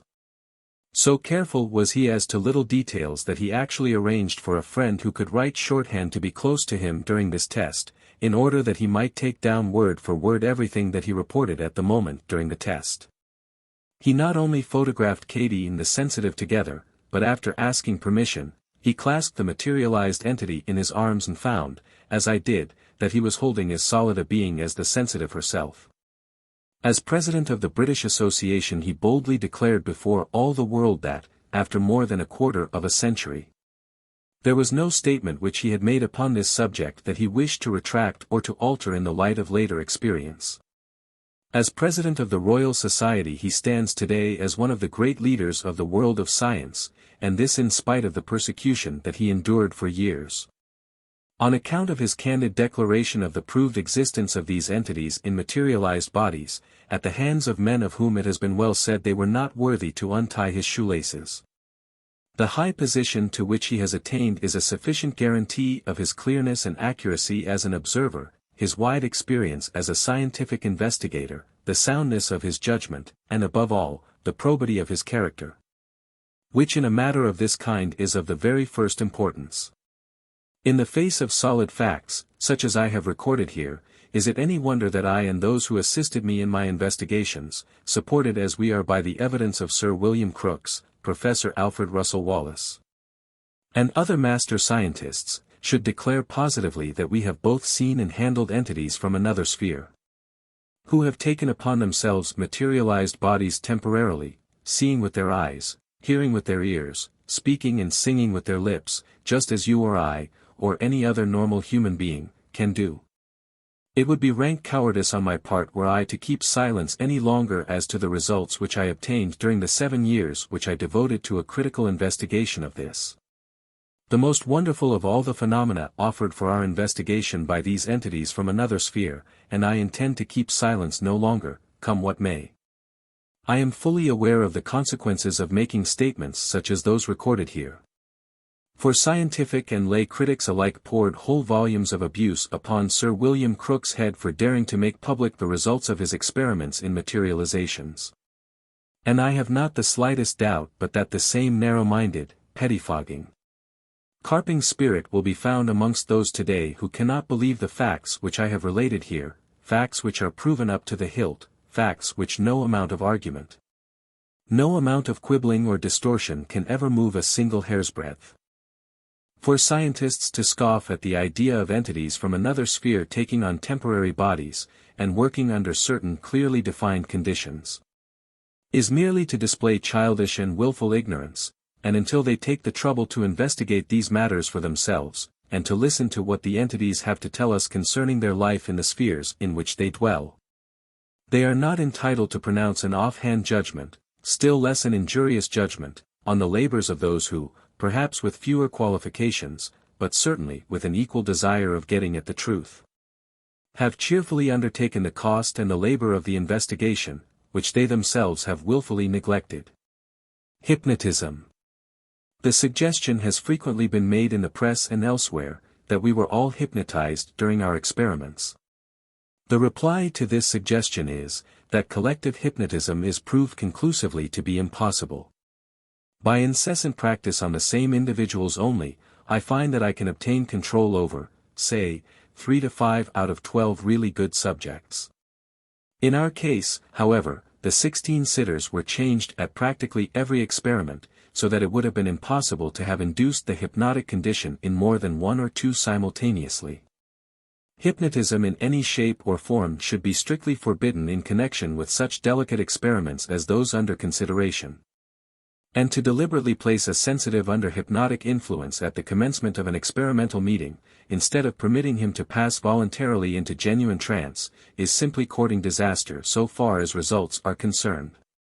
This has been proved conclusively in France and Germany recently, where on passing as sensitive for materializations into the hypnotic sleep, the forms issuing from the sensitive in many instances so strongly resembled illustrations in current numbers of local newspapers, which had been seen by the operator or some of the experimenters, or both, and had deeply impressed themselves upon the brains, and minds, of those present, that whilst more advanced investigators at once discern the cause of the trouble, the vast majority, in a state of utter bewilderment through their inexperience, put the results down to fraud on the part of the entirely innocent sensitive. Chapter 4. Questions answered by various entities. Spheres. Q. We often hear you use the word spheres. Can you give us any information concerning them, their number, for instance, where they are situated, and if you can pass from one to the other at will? A. Their exact number I cannot tell you, but I will endeavor to answer the other portions of your question to the best of my ability. We find it extremely difficult to explain matters of this kind to you, on account of the limitations of your languages on earth, and are therefore forced to use terms and illustrations which will make our explanation simple, although perhaps not giving to you quite so full or so accurate a description as we should wish. Now, to deal with your question. It is sufficient for you as mortals to know of the 7 spheres of active life, which succeed your earth life. The earth as you now know is round, and you can therefore picture to yourselves these 7 spheres as grouped round it in ever-widening circles. Do not smile at my reminding you that your earth is round, for you cannot have forgotten that in consequence of the absurd teaching in your sacred writings every Christian and Jew, including all the men of science, until about 500 years ago, was firmly convinced that the earth was flat, and all who taught that it was round were punished with death. The sphere or plane of dynamic energy nearest to earth, you can call the first sphere, and this is the one to which the majority of mortals are attracted when they pass out of their earth bodies, and commence their life of progress, or the reverse, in the spheres of active life. but those amongst you who have forever cast off the shackles of all the false creeds and dogmas of earth. You who are making good progress along the free and open road of spiritual knowledge, the enlightened ones, as we call you, should make it your endeavor to so live your lives here and now, that when you leave your earth body for the last time you should at once pass through this first sphere without pause. Should open your eyes in the second sphere, having left all undesirable earth conditions behind you forever as you passed from earth. Let this, then, be your aim during the few years of life on this planet which still remain to you. There is with us a fixed and immutable law that we may all pass downwards, as you would say, to the sphere or spheres below the one in which we are living, and when we choose to do so, just as I have done tonight in coming to meet you here. But none can pass upwards, as you would say, to the sphere or spheres above them, until the appointed hour has arrived for each entity to do so. We often hear you quote the words of your poet, "There is no death."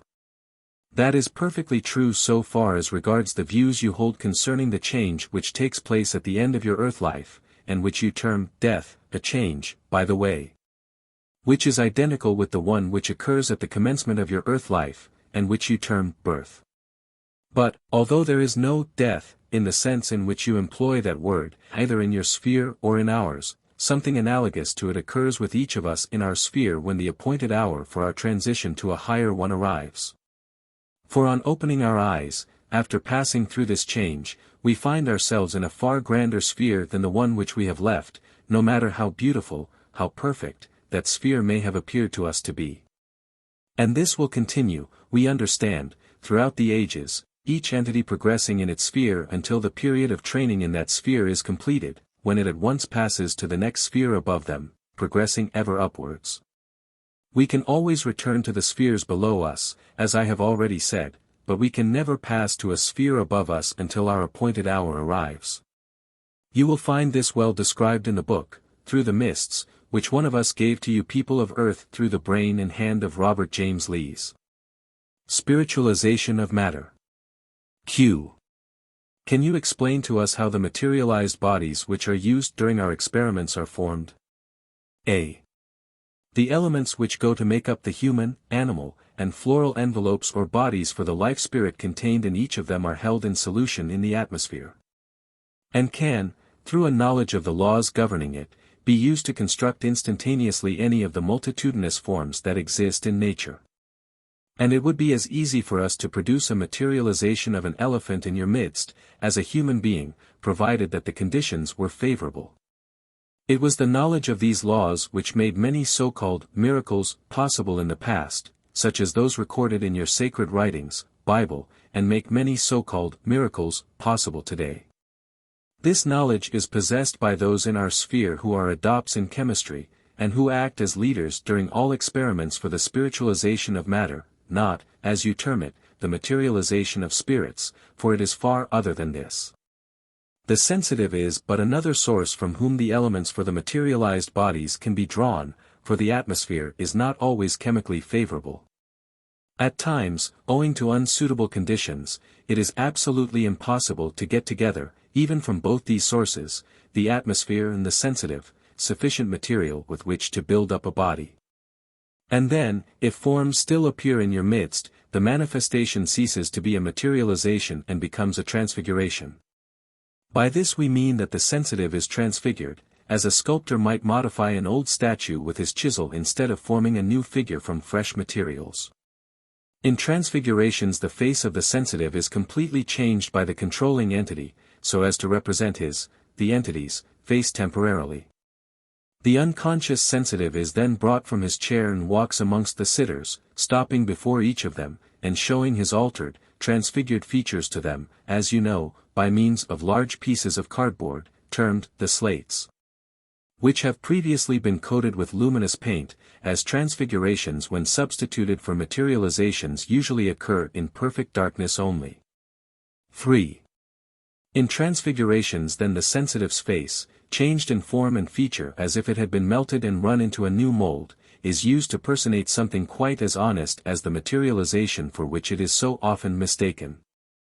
And all who attend your experimental meetings should be fully instructed beforehand as to the difference between these phenomena. And why it is that the leaders of the experiments in our sphere are sometimes compelled to produce transfigurations instead of the materializations which you expect to see. 4. Spiritualization of matter is governed by certain natural laws, and, like all such laws, they are immutable, i.e., absolutely unchangeable. The work of the true investigator should be to discover the operation of these laws, and to regulate his investigations accordingly. When you speak of anything whatever as a miracle, you imply that you actually know all natural laws. And when something occurs which you cannot by any possibility explain, instead of endeavoring to discover under what, to you, new natural law the apparently impossible has become possible, you foolishly say, "This is something quite beyond all natural laws, and is therefore a miracle." Spirit, soul, and body. Q. by G. B. In the 15th chapter of the first letter to the Corinthians in the Christian Bible, we read of a spiritual body. Can you explain this to us? A. Man, woman, know thyself. Man is a spirit now and throughout the ages, and has a soul, or spiritual body, now and for a portion of his life beyond the grave, and has a material, physical, or earth body during his life on earth, which he leaves behind him there forever. At the change which you term death. In the letter to which you refer, the writer is dealing with this, the greatest of all the trinities in your sphere, psyche, pneuma, soma, spirit, soul, and body, the three in one which form life in the earth sphere. 4. Wherever there is life, there also is spirit, where there is spirit, there also is soul, or spiritual body, so long as the earth life lasts. And for a certain period in the spheres as well, where there is spirit on the earth sphere there also is a material body, which is left behind forever at the death of that body. You will remember that in the 35th verse in that chapter the writer refers to the question so often asked, "How are the dead raised up, and with what body do they come?" He replies, "Thou foolish one, the seed which thou sowest, in the ground, is not quickened, endued with life, except it, first, die, and that which thou sowest not that body that shall be. But bear grain, it may happen to be wheat or some other grain, but God giveth it a body as it hath pleased him, and to every seed his own body. The insignificant-looking grain of wheat is put into the ground, leaves its body there forever, but the spirit, the life, contained within that little seed, rises from the ground a tall and graceful stalk, bearing well-filled ears of corn. So also, he continues, is the resurrection of the dead. The earth or natural body is sown in corruption, the spiritual body, soul, is raised in incorruption. The natural body is sown in dishonor, the spiritual body, soul, is raised in glory. The natural body is sown in weakness, the spiritual body, soul, is raised in power. Mark this carefully, it is sown a natural body, it is raised a spiritual body. There is a natural body, and there is a spiritual body. And yet, in the face of such teaching as this, Christianity dares to proclaim the resurrection of the earth or physical body by another entity. You and we are now and always immortal spirits, and you are visiting the earth, as a part of your spiritual evolution, for a period of training and discipline, and you are spirits clothed, during this period, with an earth or physical body and a spiritual body, soul, and each one of you is therefore a complete Trinity in unity, as has been said, in him or herself, formed as you are at this moment of spirit, spiritual body, and earth or physical body. And, just as at the change which you term birth, at the commencement of your earth life, the spirit became clothed upon with its spiritual body and developed its earth body, so, at the change which you term death, at the termination of your earth life, the spirit, still clad in its spiritual body, will pass out of your earth body, which it then leaves forever. And passing upwards during the ages from one sphere to another, it will gradually part with more and more of its spiritual body at each step upwards, until at length, and as pure spirit only, it will return to God, who is spirit. In proportion as the spirit progresses in the spheres, the essence of its spiritual body, which consists of the finer nervous fluids, becomes more and more etherealized. Whence it follows that the influence of matter diminishes in exact proportion to the advancement of the spirit, i.e., the spiritual body becomes less and less gross, and consequently more and more spiritual, as the spirit within it progresses. By another entity. The real you, altogether invisible to normal human sight, rests at this moment within two separate and quite distinct envelopes or bodies, the one visible to normal sight, the material or earth body, controlled by its brain. The other invisible to normal sight, although plainly visible to clairvoyant sight, the spiritual body, controlled by its spiritual replica of the brain, the mind. As was well said in one of your psychic journals recently, although I shall venture to make a few slight additions, the spiritual body consists of finer ether, and has a mind, consciousness. As distinct a thing from the brain as this spiritual body is from the earth body, but they are inhabitants of another sphere. And you can slip this finer body, with its mind, out of your physical body, and after death it is just the same in appearance as during life. This spiritual body started its career at the moment you started being made by your microscopic father, spermatozoon, and mother, ovum. It is their offspring, as essentially as you are. It did not exist before you, it has no chance to be self-existent or immortal, like your spirit. It had a natural beginning, as you had, and therefore from a normal point of view must have an end, and eventually does, but its dissolution does not occur at the time of the death of your earth body, for it survives this. And gradually becomes less and less as you, as spirit, progress upwards through the spheres. Many mortals seem to think that at birth you came to earth straight from your deity, or, as you Christians say, from heaven to earth, and that at death you will return straight to your deity, or, as you Christians say, to heaven, or hell. According to the lives you have lived whilst on earth. Now, heaven and hell, I would remind you, are not places above, below, or around you, but are states or conditions in your earth life, and also in your life and ours in the spheres. And you and we make our own heaven, or our own hell, according to the lives you and we lead in our respective spheres. You will find that the human spirit, far from coming straight to earth from heaven, has lived on many planets or worlds before it reached this one, just as it will live in many spheres after its period of training on earth is ended. Myriads of worlds swarm in space, and in a certain number of these worlds each spirit in rudimental conditions performs a portion of its pilgrimage ere it reaches this little planet called Earth. And it is the function of this world to confer upon the spirit the consciousness of itself, and knowledge of good and evil. Only whilst on earth is the spirit man or woman. Prior to this, in every other stage of its vast journey, it has been but an embryonic being, a fleeting temporary form of matter, gaining here a little and there a little. A creature in which is a portion of the high imprisoned spirit seed which shines forth in a rudimental shape with rudimental functions, as a butterfly springing up from the chrysalis. Ever going onward into new life, new death, living and dying, stretching and reaching upward, striving onward along the pathways of life in the planets. At last comes the day when it awakens to find itself a thing encased in a material body for the first time, to find itself a creature of flesh and blood for a short period termed the earth life, a man or a woman. After this birth of the spirit, encased in its soul or spiritual body, in a material or earth body, it acquires the knowledge of its own individuality, its passions, its loves, and a knowledge of good and evil, it gains self-consciousness. And in doing these things, is closing forever its career of material pilgrimage and transformation. With the death of the earth body, the spirit, still clad in its spiritual body, at once gravitates to a fresh series of pilgrimages and existences in our spheres. The realms of spirit, and here begin the further purification and growth of the spirit, now filled, by its experience gained during the earth life, with either the sublime attributes of love and wisdom gained by self-knowledge, or with the lower attributes of the animal by which it permitted itself to be conquered or overcome during its earth life. Hence the vital importance of the warning which we so often give to you men and women of earth to loosen the ties, one especially the animal ties, which would tend to hold you to earth after you have passed out of your physical bodies for the last time. Q. By another sitter, D.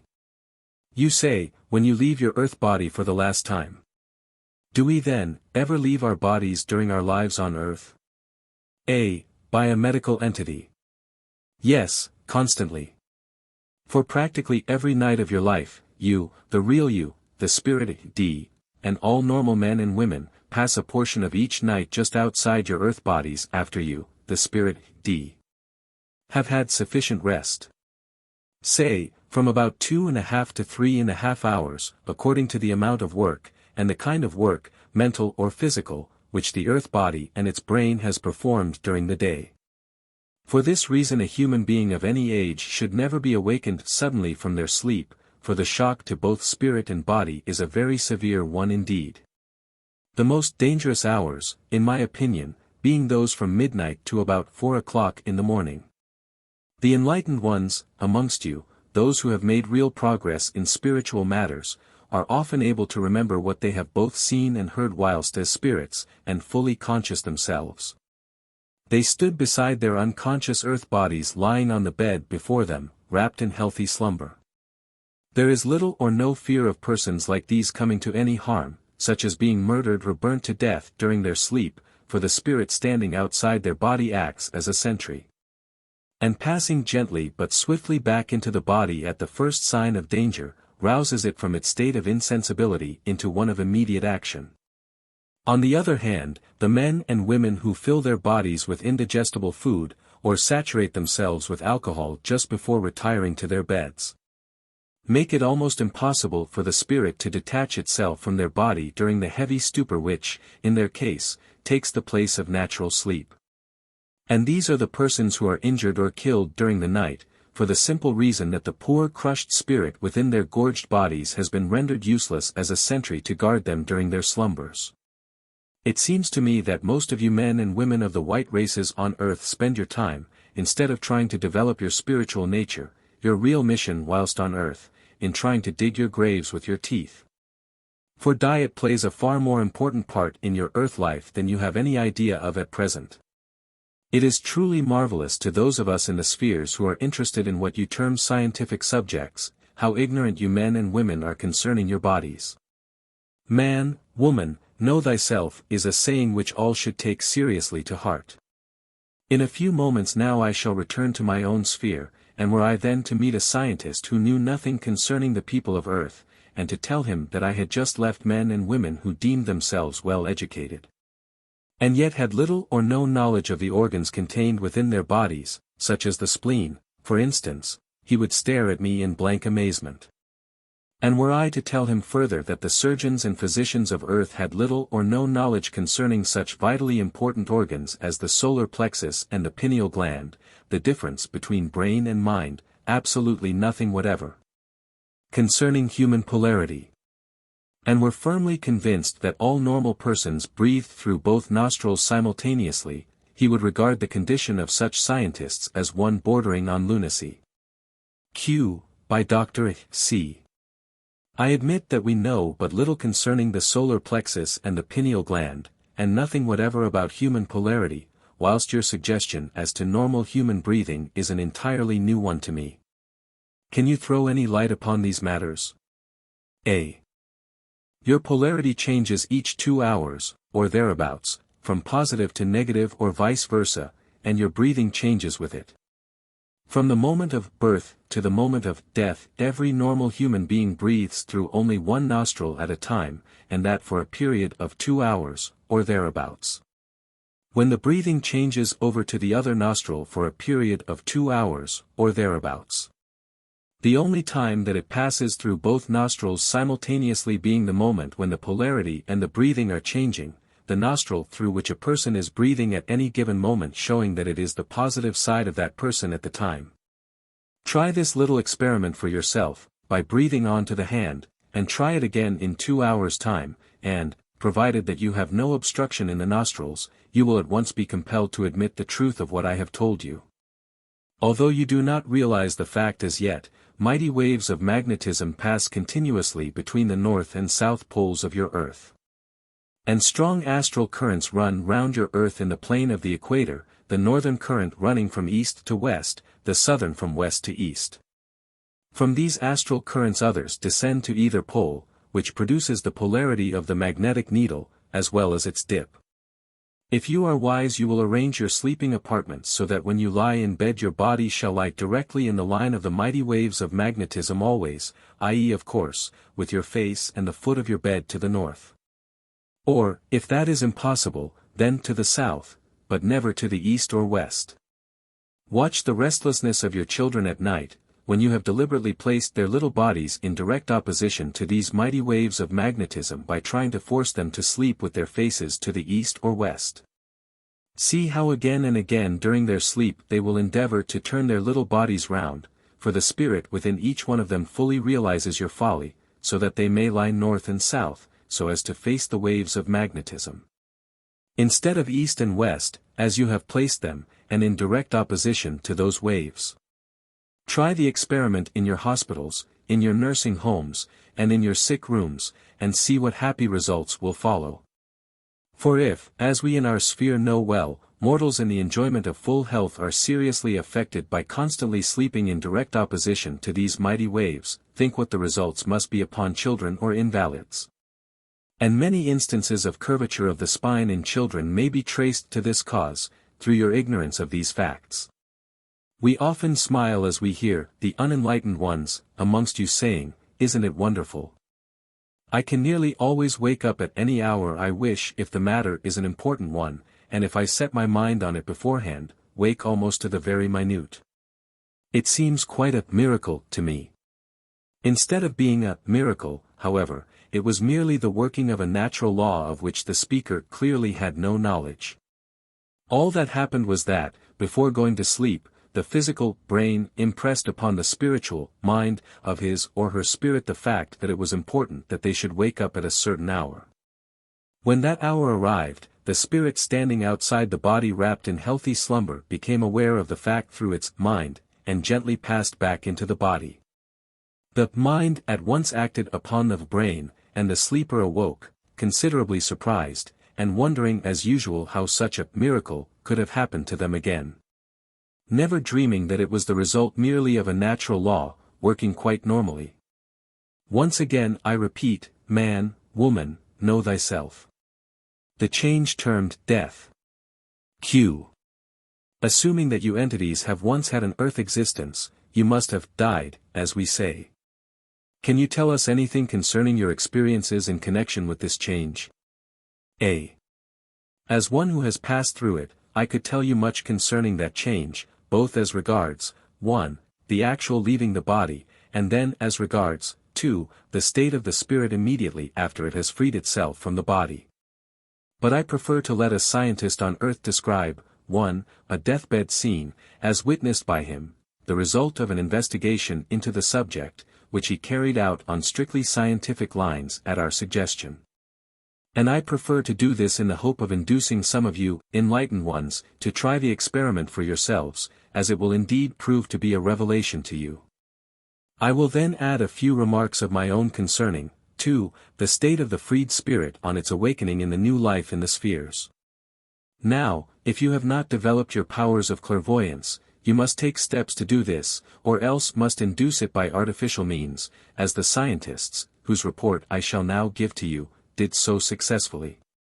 Begin to experiment also with a special photographic apparatus, and so obtain a witness whose testimony would prove invaluable in an investigation of this kind. And what is it that you will see with your artificially induced clairvoyance? What is it that the specially prepared photographic lens should record? One of the two scientists shall tell you in his own words. Remembering your oft-repeated assertion that one could see the spirit take flight at the moment of dissolution, I was not contented in my past blind ignorance, where I so often professed to know so much. The time finally arrived when I had proper conditions of light, etc., where a man of more than ordinary spirituality was being called over to the great majority. I watched the hours go by, till the moment came when he was about to cease breathing, and a sudden tremor passing through his body announced that his hour had come. "Now is our time," I whispered to the friend who was assisting me. We passed our heads under the black cloth, a thin violet column of vapor, gathered into a soft cloud, apparently formed over and about the body. Particles seemed to seek particle, as if by some molecular attraction, until the outline of an object was clearly distinguishable. As it grew stronger, it seemed the vapory form of a man, rapidly assuming a more perfect shape, now pure and colorless as the most perfect crystal, having changed from the violet tinge. There was at this moment an awful stillness. An indescribable feeling came over both of us, our hearts seemed to stand still. Words are perfectly inadequate to express or describe our feelings. We bent our eyes intently upon the glass, until particle after particle came into the shapely form of the man we had known so well. It lay floating about a foot above the body, apparently moored by a slender cord to the breast of the corpse. The face was the face of the man, but far more peaceful and beautiful in expression. The eyes were closed, and the new form apparently seemed asleep. Through some impulse, both my friend and myself wished, as it were simultaneously, that he might awake. When the cord that held the form to the body parted, a gentle tremor passed through the beautiful form, every limb of which was a perfect mold. A violet flame was radiating over the heart, a kind look on the gentle face. He had lived his life unselfishly, as we knew, and was an unexceptionable man when he was with us. As his beautiful inner life united with the outer one, the perfect mold became a perfect man. It then arose in a standing position, cast one sorrowful look at the earth body that lay so still, extending a hand towards its six as if toy, farewell, thou narrow house. I need thee no more, gathered its forces into a little sphere, and passed out into the sunlight of the everlasting morrow. We are assured and know that our friend lives, that he is immortal, a living presence forever, and we conclude our report of our discovery by saying that we are both changed men. To us this life and this world appear entirely different since our experience. I sincerely trust that the results obtained by these two scientists on your Earth planet may be the means of inducing some of you to try the experiment for yourselves. And I am in hopes that, ere long now, photographs of the passing of the spirit clad in its spiritual body from the earth body, at the change which you term death, may become so common amongst you, that even the very poorest may in this way be able to obtain so convincing a proof of the fact that death is but the gateway to eternal life. And now let me add a few words of my own on this interesting subject. I endorse what has been so well said by these two scientists, for observations made by us prove that the spirit, encased in its spiritual body, disengages itself but slowly from the earth body. The final severance of the cord which holds them to that body not taking place until long after the person has been certified as dead by his medical attendant. During the first few moments which follows complete severance of the two bodies, the spirit of an unenlightened one does not as a rule clearly understand the situation. He does not believe himself to be dead, for he feels himself to be thoroughly alive. He sees his body before him, knows that it is his, yet does not understand that he is separated from it finally.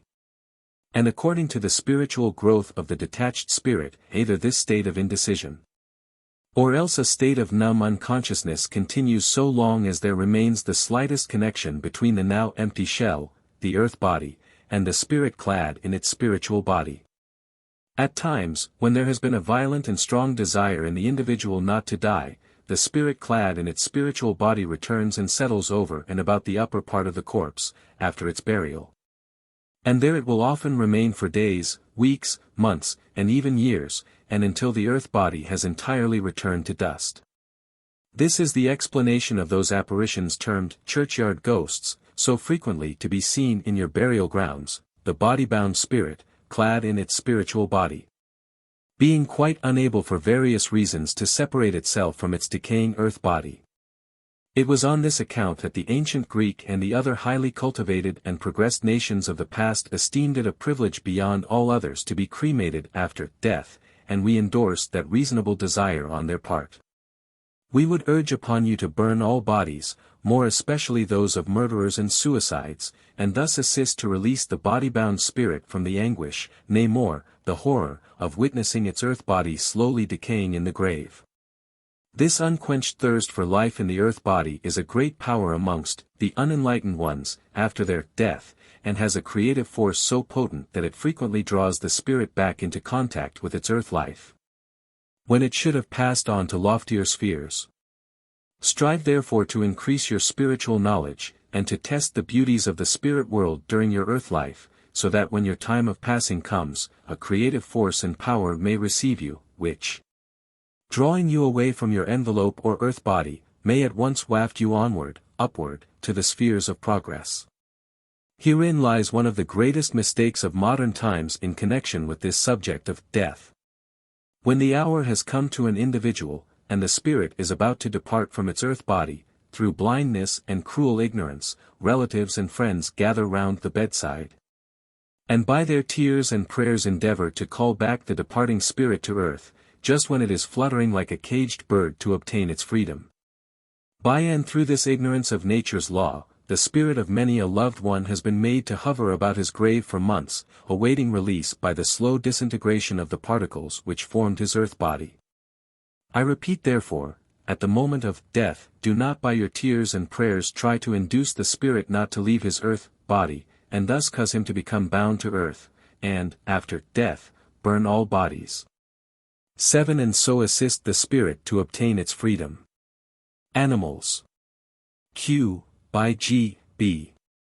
As one result of my investigations of the phenomena which you entities offer to us for that purpose, I have gradually lost all belief in such terms as miraculous, supernatural, and words of that description, but I confess that the appearance of beasts and birds during our experiments has come as a tremendous surprise to me. How is it that this is possible? A. By a scientific entity. In the cases which have come under your observation it was partially owing to your deep interest in animal life of all kinds, as a naturalist, but even more on account of the great affection which the animals who appear in your midst still feel for their late owners on earth, who happened to be present at the same time that you also were experimenting with us. That was the happy combination which drew them towards you. The parrot, for instance, was devoted to the mistress of the house in which we were conducting our experiments, and also to one of her daughters. Both of them being present in the very room in which the parrot had spent so many years of its life, whilst you also were present, the happy combination. The little wild animal from India was equally devoted to his late mistress, and appears to her constantly, as you know, but always only when you are present, once more the happy combination. Love with them, as with us, masters all difficulties. But how they manage to obtain the material for their temporary bodies I do not understand. Temporary bodies which are such accurate replicas of those which they occupied when on earth that even, as you saw, the very color and texture of the hair which covered the body of the little animal during its life on earth is reproduced exactly on its temporary body. 1.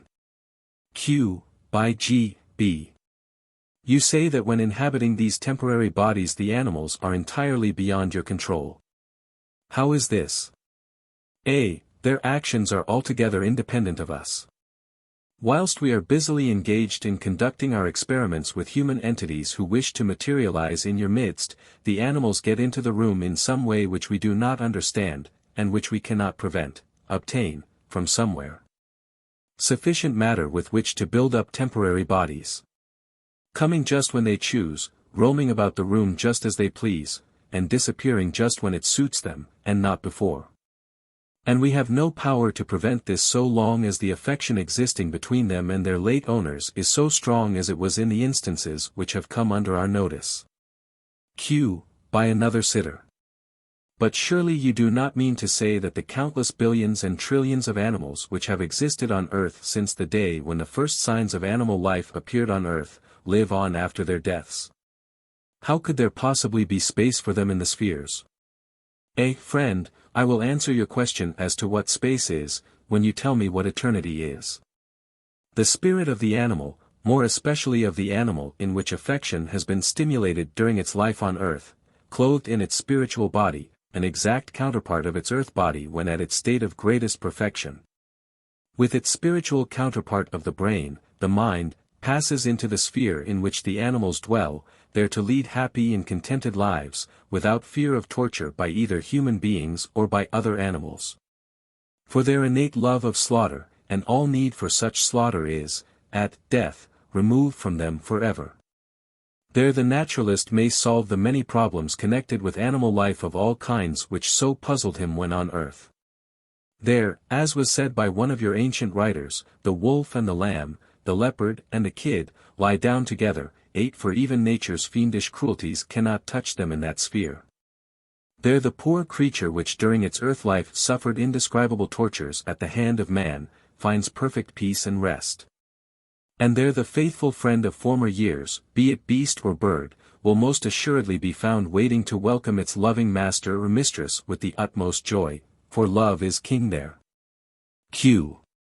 You referred to nature's fiendish cruelties, just now. I cannot conceive the creator of the human infant, for instance, creating the leopard to mangle and destroy that infant. You will yet learn that there were many creators. This fact is referred to in your sacred writings, where the gods say, "Let us make man in our image and after our likeness." 9. Partial and full-form materializations.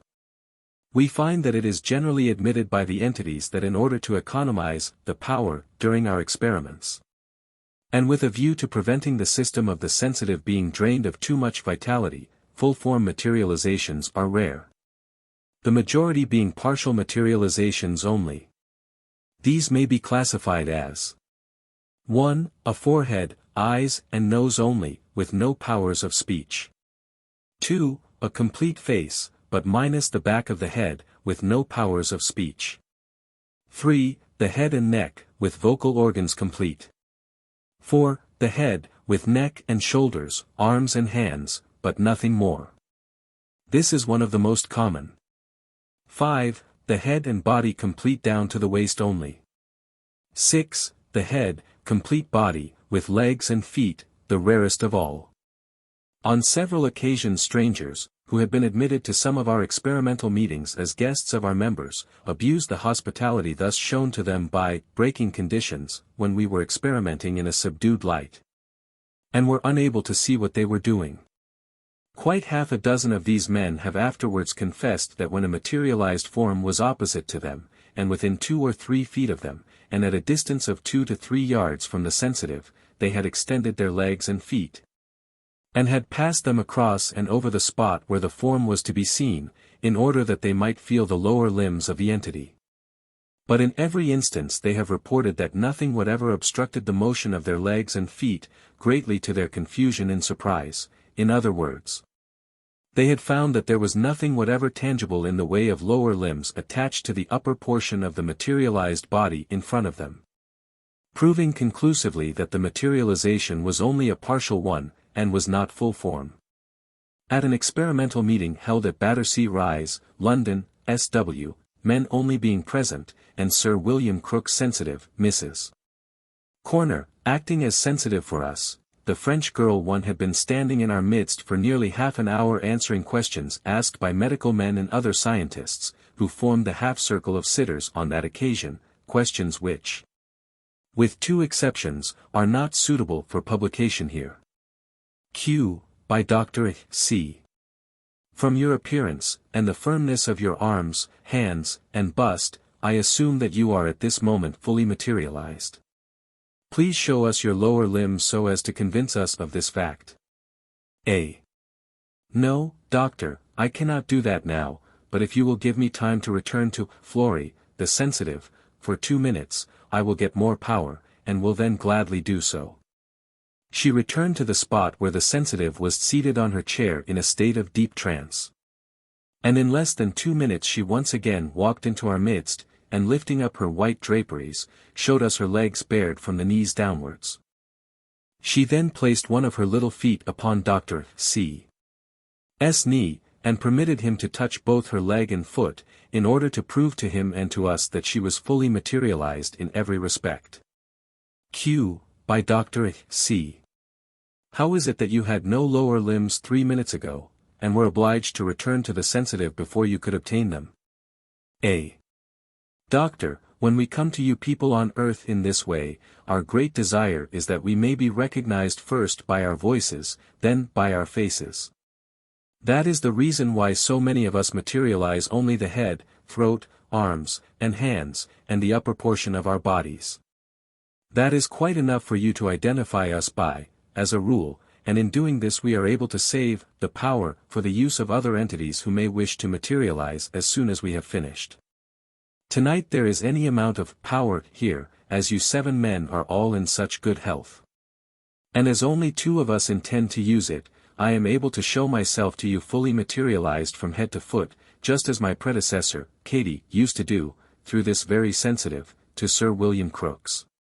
But you may take it from me as a fact that full-form materializations in this country are rare, for the reason which I have stated, the vast majority being partial materializations only. Loosening the ties. Q. Will you explain more clearly what you mean by urging upon us to leave all undesirable earth conditions behind us, when we pass out of our physical bodies at the change which we term death? A. Friend, could you but witness the pitiful sights which we see around us, as we carry on our mission work amongst the inhabitants of the first sphere? You would realize the vast importance of our frequent injunction to you all to loosen your earth ties before passing out of your bodies, so that such ties shall not tend to draw you back to earth in order that you may obtain a sense of gratification from them. Had you developed your gift of clairvoyance, or clear seeing, there would be no need for you to ask such a question as this of us, as you would be able to see for yourself, with your spiritual sight, at any time if you chose to do so, the miseries endured by the unhappy beings from the first sphere.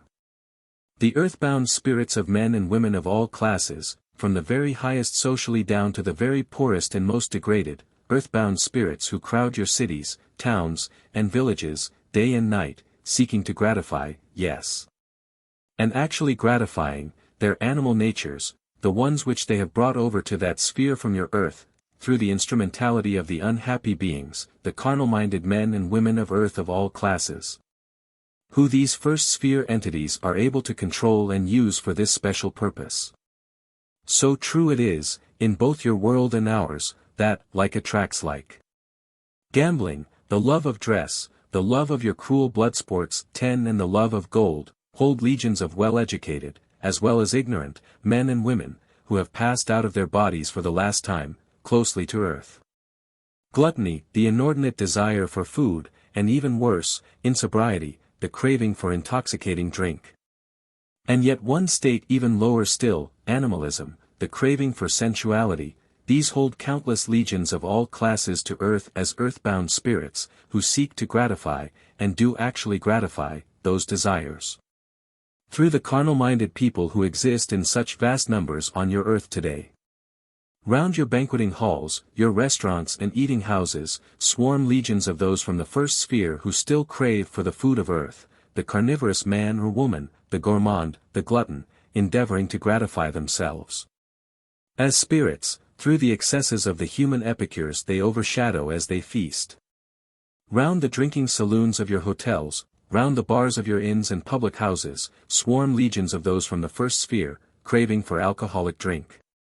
And not only satisfying this craving as the wretched mortal imbibes his, or her, wine, beer, or alcohol, but actually urging that mortal to buy, or even to steal, more and more, until at length he, or she, falls to the ground helpless, as miserable drunkard. The controlling, overshadowing being from the first sphere reveling in their drunkenness, as it satisfies their craving for alcohol for a time. And this is true also of animalism, sensuality, your public parks and open spaces, your brothels and dens of infamy, as you term them, are surrounded day and night by countless legions of those from the first sphere, who seek to gratify, and do actually gratify, their animal desires, through the actions of the men and women of earth, the carnal-minded ones, who are imbued with similar desires and are able to carry them into effect. The controlling, overshadowing beings from the first sphere urging them on to greater and still greater excesses, until at length the unhappy mortal drifts into the hospitals specially prepared to receive such cases, into the prisons, the asylums, or even terminates his, or her, earth life as a suicide, through his animalism.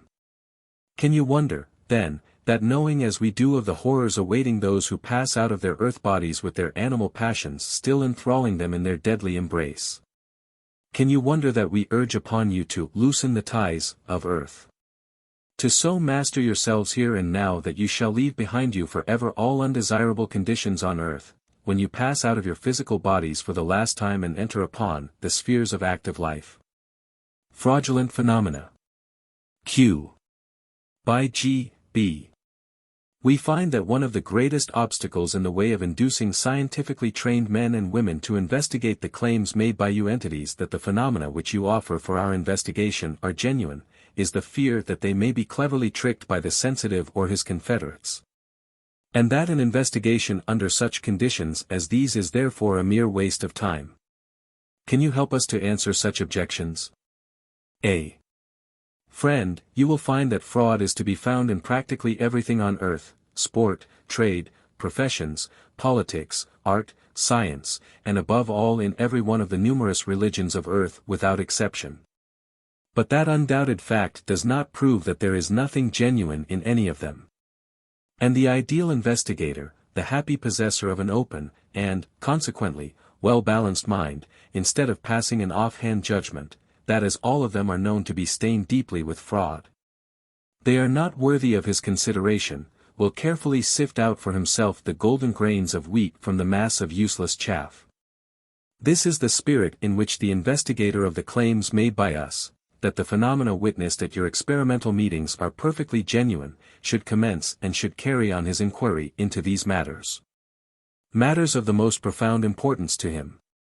Now, in dealing with the general question of fraudulent practices in connection with the production of physical phenomena, which, of course, includes what you all so wrongly term materializations, let us say at once that we fully realize the possibility of this, and will deal with the matter under two heads, viz. Conscious fraud on the part of the sensitive and his confederates. Unconscious fraud on the part of the sensitive, which really amounts to conscious fraud on the part of the controlling entity, operating through the unconscious sensitive. In a previous chapter 1 you have dealt fully with the precautions which you, as an expert, consider should be taken in order to prevent conscious fraud on the part of the sensitive and his confederates, and with these precautions I fully agree. Train your sensitives to sit always in the light. Strong light, somewhat shaded, in order to counteract the effects of the vibrations given off by the actinic rays in the light, so that they shall not unduly interfere with our work during our experiments with you. Train your sensitives and your sitters to submit cheerfully at all times, when they are called upon to do so, to a close search of their bodies and their clothing, in order to prove to investigators that they have nothing concealed about them which could by any possibility be used in the production of fraudulent phenomena.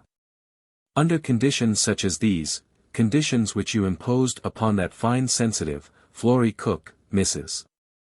Corner, again and again during your experiments with her, conscious fraud on the part of any sensitive or his confederates is, in my opinion, absolutely impossible. We have now to deal with unconscious fraud on the part of the sensitive, which really amounts to conscious fraud on the part of the entity controlling the unconscious sensitive. Under this section of our subject I include the substitution, without due notice being given, of transfigurations for materializations, to which we have already referred. As this substitution can only, as a rule, take place in darkness, the remedy is a simple one. Refuse to sit in darkness, unless the controlling entity, the leader, pledges his word not to produce transfigurations without your consent. And further, pledges himself to produce proof of this, if called upon to do so, at any time during the experiment. We say this as much on behalf of the sensitive himself as on behalf of the experimenters, for should the conditions be broken at any moment when the transfigured sensitive, brought from his chair in a state of complete insensibility by the controlling entity, is in their midst, and is seized by any of the sitters, the result invariably is of course that, on turning up the lights, the unfortunate sensitive himself is found to be struggling violently in the hands of his captors, who at once proceed to denounce him as a cheat and a fraud, and prosecute him in a court of law. The officials of your society must deal sternly with any entity who produces a transfiguration during your experiments, without giving due warning to all present that he intends to do so. And should this occur a second time, you would be fully justified in refusing to take part in any experimental meeting at which the offending entity was permitted to operate as leader. I say this advisedly, and quite as much for the sake of the innocent sensitive as for the sake of the experimenters. Equally sternly should the officials of your society deal with any entity who passes from outside objects into the room where your experiments are being conducted, without giving notice to all present that he intends to do so. As great harm is done to the reputation of the unconscious and entirely innocent sensitive by such ill-advised action, if for any reason the entity finds himself unable to remove the object from the room before the close of the experiment. Let me explain this more fully by means of a simple illustration.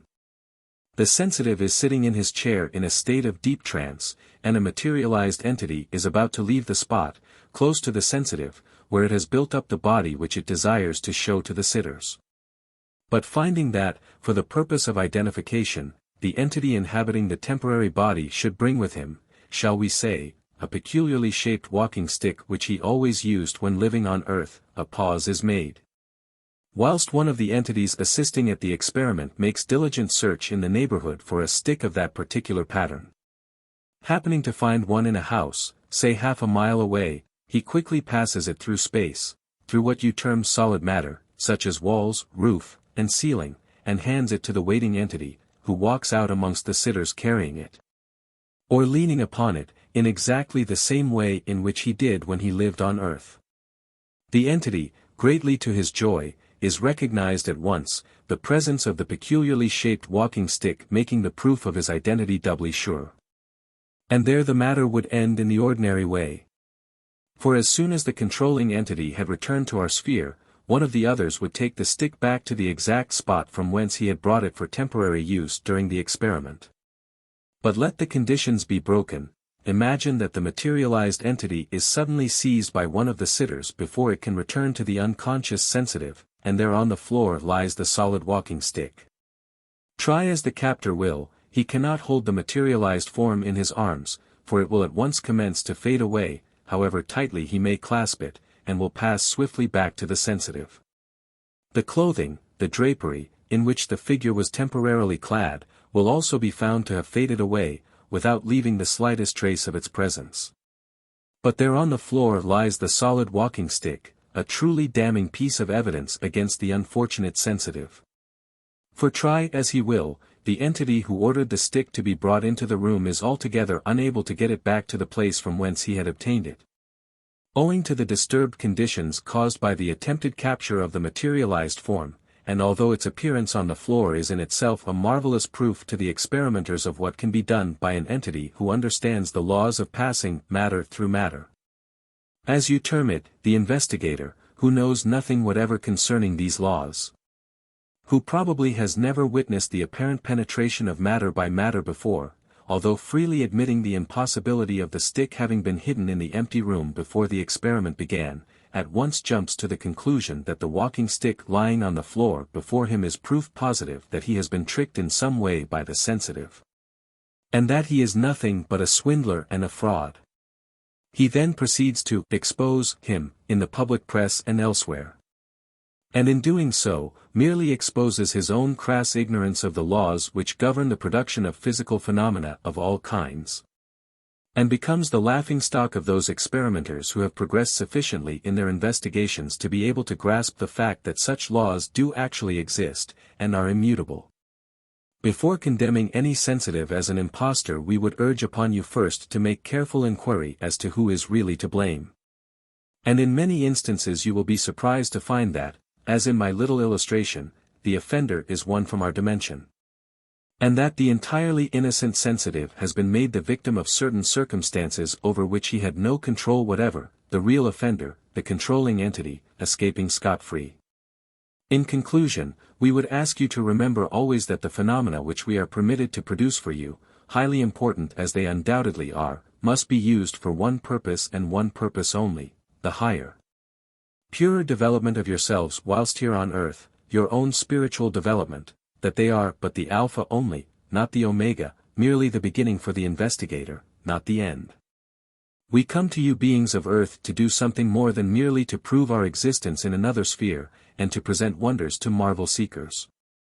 We mean serious and practical work for human enlightenment and progress. We come to teach a truer, brighter, and better philosophy of life than the world has yet had, to aid you in the solution of the great problems of your being, to inspire you with higher aims and nobler efforts for your own and for others' good, to give you the benefit of our larger experience that you may be incited to make the most and best of your earthly opportunities, and to do what we can to correct your errors, and to educate you for the practical duties of both the present and the future life. In fact, our purposes for your good are manifold beyond the demonstrations of our presence. And those investigators who stop short with phenomenal manifestations, and do not make them stepping stones leading upwards to the great temple of spiritual truth, are but idle spectators of a dumb show that may amaze and perhaps amuse them for a time, without adding anything to their mental or spiritual growth. After receiving tests enough to convince a reasonable mind of the reality of spirit intercourse, the clamor for a sign should cease. And where it continues month after month, and year after year, as is lamentably the case with many, it evinces a morbid condition of mind. And the constant attendance at experimental meetings to obtain a sensuous phenomena becomes a mental dissipation, ending in fanaticism, and a waste of time, money, and vital force, if nothing worse. Appendix. During the 4 years 1909 to 1913, a series of carefully conducted experiments were carried out under very strict test conditions in France and Germany, by a number of scientists headed by Baron von Schrenck-Notzing of Munich. A medical man, described as one of the greatest of German authorities on this subject, in an endeavor to solve various problems connected with the existence of the plastic substance, which he has named teleplasma. The results of their investigations have now been published by the Baron in a large volume, freely illustrated with photographs and sketches, entitled Materializations Phenomene. The photographs showing clearly both the vapor-like and the dough-like substances in the atmoplastic and pachyplastic 11 stages of the evolution of the complete teleplasma. This is seen to be issuing from different portions of the bodies of the sensitive bee, and actually passing through the fine meshes of the muslin in which their bodies were frequently enveloped. The sensitive's hands, and sometimes their feet as well, being held firmly by the experimenters. And more than this, they obtained on 2 occasions portions of the teleplasma, which were submitted to analytical and microscopic examinations. The results are appended. The sensitives were 2 young women, MLL Martha Burand, aged 23, and MLL Stanislava P. aged 19, both of them, in the cause of science, voluntarily and without payment of any kind, submitting themselves to the most searching examinations and most stringent tests. Sitting, always in red light, even entirely nude during many of the experiments, and freely permitting the medical men present to examine every portion of their naked bodies at any moment. 12. The 200 photographs, including a cinematograph record, were taken by flashlight, and on one occasion no less than 9 photographic cameras, set at various angles, were exposed on MLL Martha simultaneously. In order to avoid the constant repetition of names, I will refer to the 3 experimenters from whose reports I have quoted, as A, the leader, B, and C, a scientific skeptic of note. Those who have investigated the phenomena termed materializations closely, are well aware of the fact that before an entity can appear in either a partially or fully formed, temporary, body, it must procure from the sensitive and the sitter's material to be used in 4 different ways, viz. 1. The formation of the solid portions, such as bones, skull, teeth, nails, etc. 2. The formation of the soft portions, such as the flesh, the heart, lungs, intestines, etc. And an outer skin, colored either white, yellow, brown, or black, according to the alleged nationality of the controlling entity during its earth life. 3. The formation of the hair on the body, either dark, fair, or gray. 4. The formation of clothing of various materials and colors. And on reading the abbreviated reports, it will be noticed how greatly the descriptions vary, just as one would anticipate, seeing that the teleplasma was handled indiscriminately by A, B, and C during the atmoplastic and pachyplastic stages of its evolution.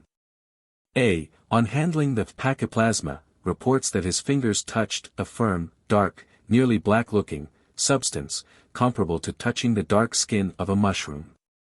Again, a firm, cool, damp substance, which vanished on touch. Again, a damp, cold, band-like webbing. Again, its touch gave the impression of an organic damp substance. He is permitted to place his hand in atmoplasma, issuing from the sensitive, and says, I had the impression of destroying as it were a spider's web. Possibly a portion of, 4, forming into clothing. G. B. B observes a kind of veil proceeding from the sensitive's neck, it hangs over her arm, and descends to the floor. B's hand is led by the left hand of the sensitive, which B is holding firmly, A holding her right hand, towards the veiling, and grasps it. Possibly a portion of, 4, clothing fully developed. G. B. Later B reports, I suddenly felt a cool, sticky mass touching my hand. I held it firmly and drew it carefully towards me, without releasing the right hand of the sensitive, C holding her left hand. The mass elongated itself in my fingers, hung down from my hand, and I was able to observe it for 1 or 2 minutes. As I continued to draw the matter carefully asunder, it disappeared from my hand. B describes it as a flat, streaky, thread-like, sticky, cool, living substance, without smell, of light gray-whitish color. My fingers remained damp from the contact. B followed the mass held in the hand right up to its source from the left shoulder of the sensitive, describing it as a crude knot of dense, tough substance. Again, damp, cold, sticky, and gave the impression of a fibrous, irregularly formed long strip of skin of definite consistency and shape. Cold and clammy and without smell, was my impression. G. B. p.28. B picks off a small portion of the sticky mass, and on pulling it apart finds that only hair is left in the hand, hair of a totally different shade to that of the sensitive. Possibly a portion of, 3, hair information. G. B. B sees the substance issuing in large quantities from the mouth of the sensitive. A portion lay on A's hand for 6 seconds and was photographed by B. It appeared to be partly transparent and of rubber-like elasticity. In proportion to its bulk, it felt heavy, a heavy organic substance comparable to membranous, intestinal, matter. Possibly a portion of, 2, forming into intestines. G. B. B touches some of the substance lying on the lap of the sensitive, and finds a firm, hard, rounded article with rough upper surface. It felt something like a bone. Possibly a portion of, 1, bone formation. G. B. C describes the substance as cool, comparatively heavy in weight, with a feeling as if a small reptile had rested in my hand. Again, reptile-like, damp, cold skin. The photographs show plainly atmoplasma, that vapor-like substance, forming round the head of the sensitive like a cloud, and also pachyplasma, that dough-like substance, issuing in, 1, narrow or wide bands, strips, 2, large masses. 3, cords, resembling the human umbilicus closely, like coarse or fine string, and like thread. It is shown issuing, in masses, from the top, sides, and back of the head of the sensitive, at times completely enveloping the head. From the mouth, in bands and in streams, and neck, from both shoulders, in large masses. Ex mammis, ex umbilico et vagina, generally working its way downwards by force of gravity, but frequently issuing en vagina et umbilico and working its way upwards with reptile-like motion to the mouth, or suspending itself gracefully de mammis. Showing signs of intelligence in the designs, and moving apparently of its own volition. G. B. The sensitive places one foot across the knees of A, and the other across the knees of C, each of them holding one of her hands, and pachyplasma is shown issuing in masses en umbilico et vagina.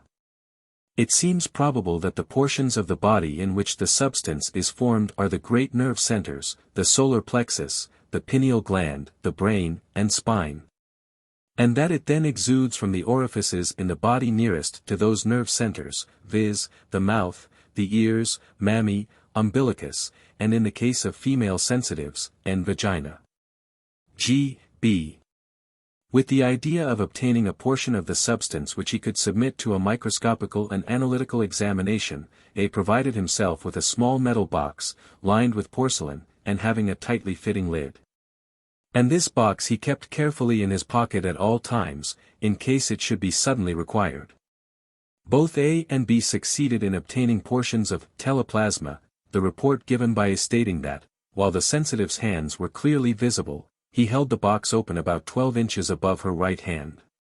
3 fingers formed, which first touched the box, then dipped into it, and made several shaking movements. I clapped the cover on, and put the box in my pocket. On another occasion, when the sensitive's hands were securely held by A and B holds the box, and a long, skin-like strip of the substance glides with creepy movement from the mouth of the sensitive over her left forearm, and deposits a small fragment of the substance in the box. Quick as lightning the remainder of the substance flies back to the sensitive. This is repeated again and again, and by the 5th attempt the substance fills the box, doing so by falling in spirals by force of gravity. The portion obtained by A, when examined by electric light, was seen to consist of 2 small particles of matter, one piece measuring 0.63 inch long, by 0.43 inch wide, with a thickness of 0.09 inch, the thinner and finer portion being 0.47 inch in diameter. When examined they were recognized as portions of human skin. A microphotograph of this is given. Possibly pieces of, 2, skin formation. G.B. Under microscopical examination pigmental epithelial cells were clearly shown. The sensitive was at once examined, but no particle of her skin was found to be missing. The portion obtained by B, on examination by electric light, was found to consist of about 1/4 of a cubic pint of a transparent slimy fluid without air bubbles. Had the box been warmed to blood heat, the substance might not have liquefied so quickly. The contact with the cold enamel should have been avoided. G.B. Analysis. Colorless. Slightly cloudy, fluid, not thready, no smell, traces of cell detritus and sputum, spittle. Deposit, whitish. Reaction, slightly alkaline. Microscopic examination. Numerous skin discs, some sputum-like bodies, numerous granulates of the mucous membrane, numerous minute particles of flesh, traces of sulfoxyansorum, 13 potash. The dried residues weighed 860 gr per liter. 3 gr of ash. Attention is called to the fact that the substance under examination, having passed through the mouth of the sensitive. It is but natural that traces of sputum and minute fragments of the food last eaten by her should be revealed by the examination. The author, A, admits that the existence of the substance in both the vapor-like and the dough-like, autoplastic and pachyplastic, stages of its evolution is proved. And describes the teleplasma as a kind of transitory matter arising in an unknown manner, possessing biological functions and powers of transformation, depending in a very special degree upon the psychic influence of the person tested.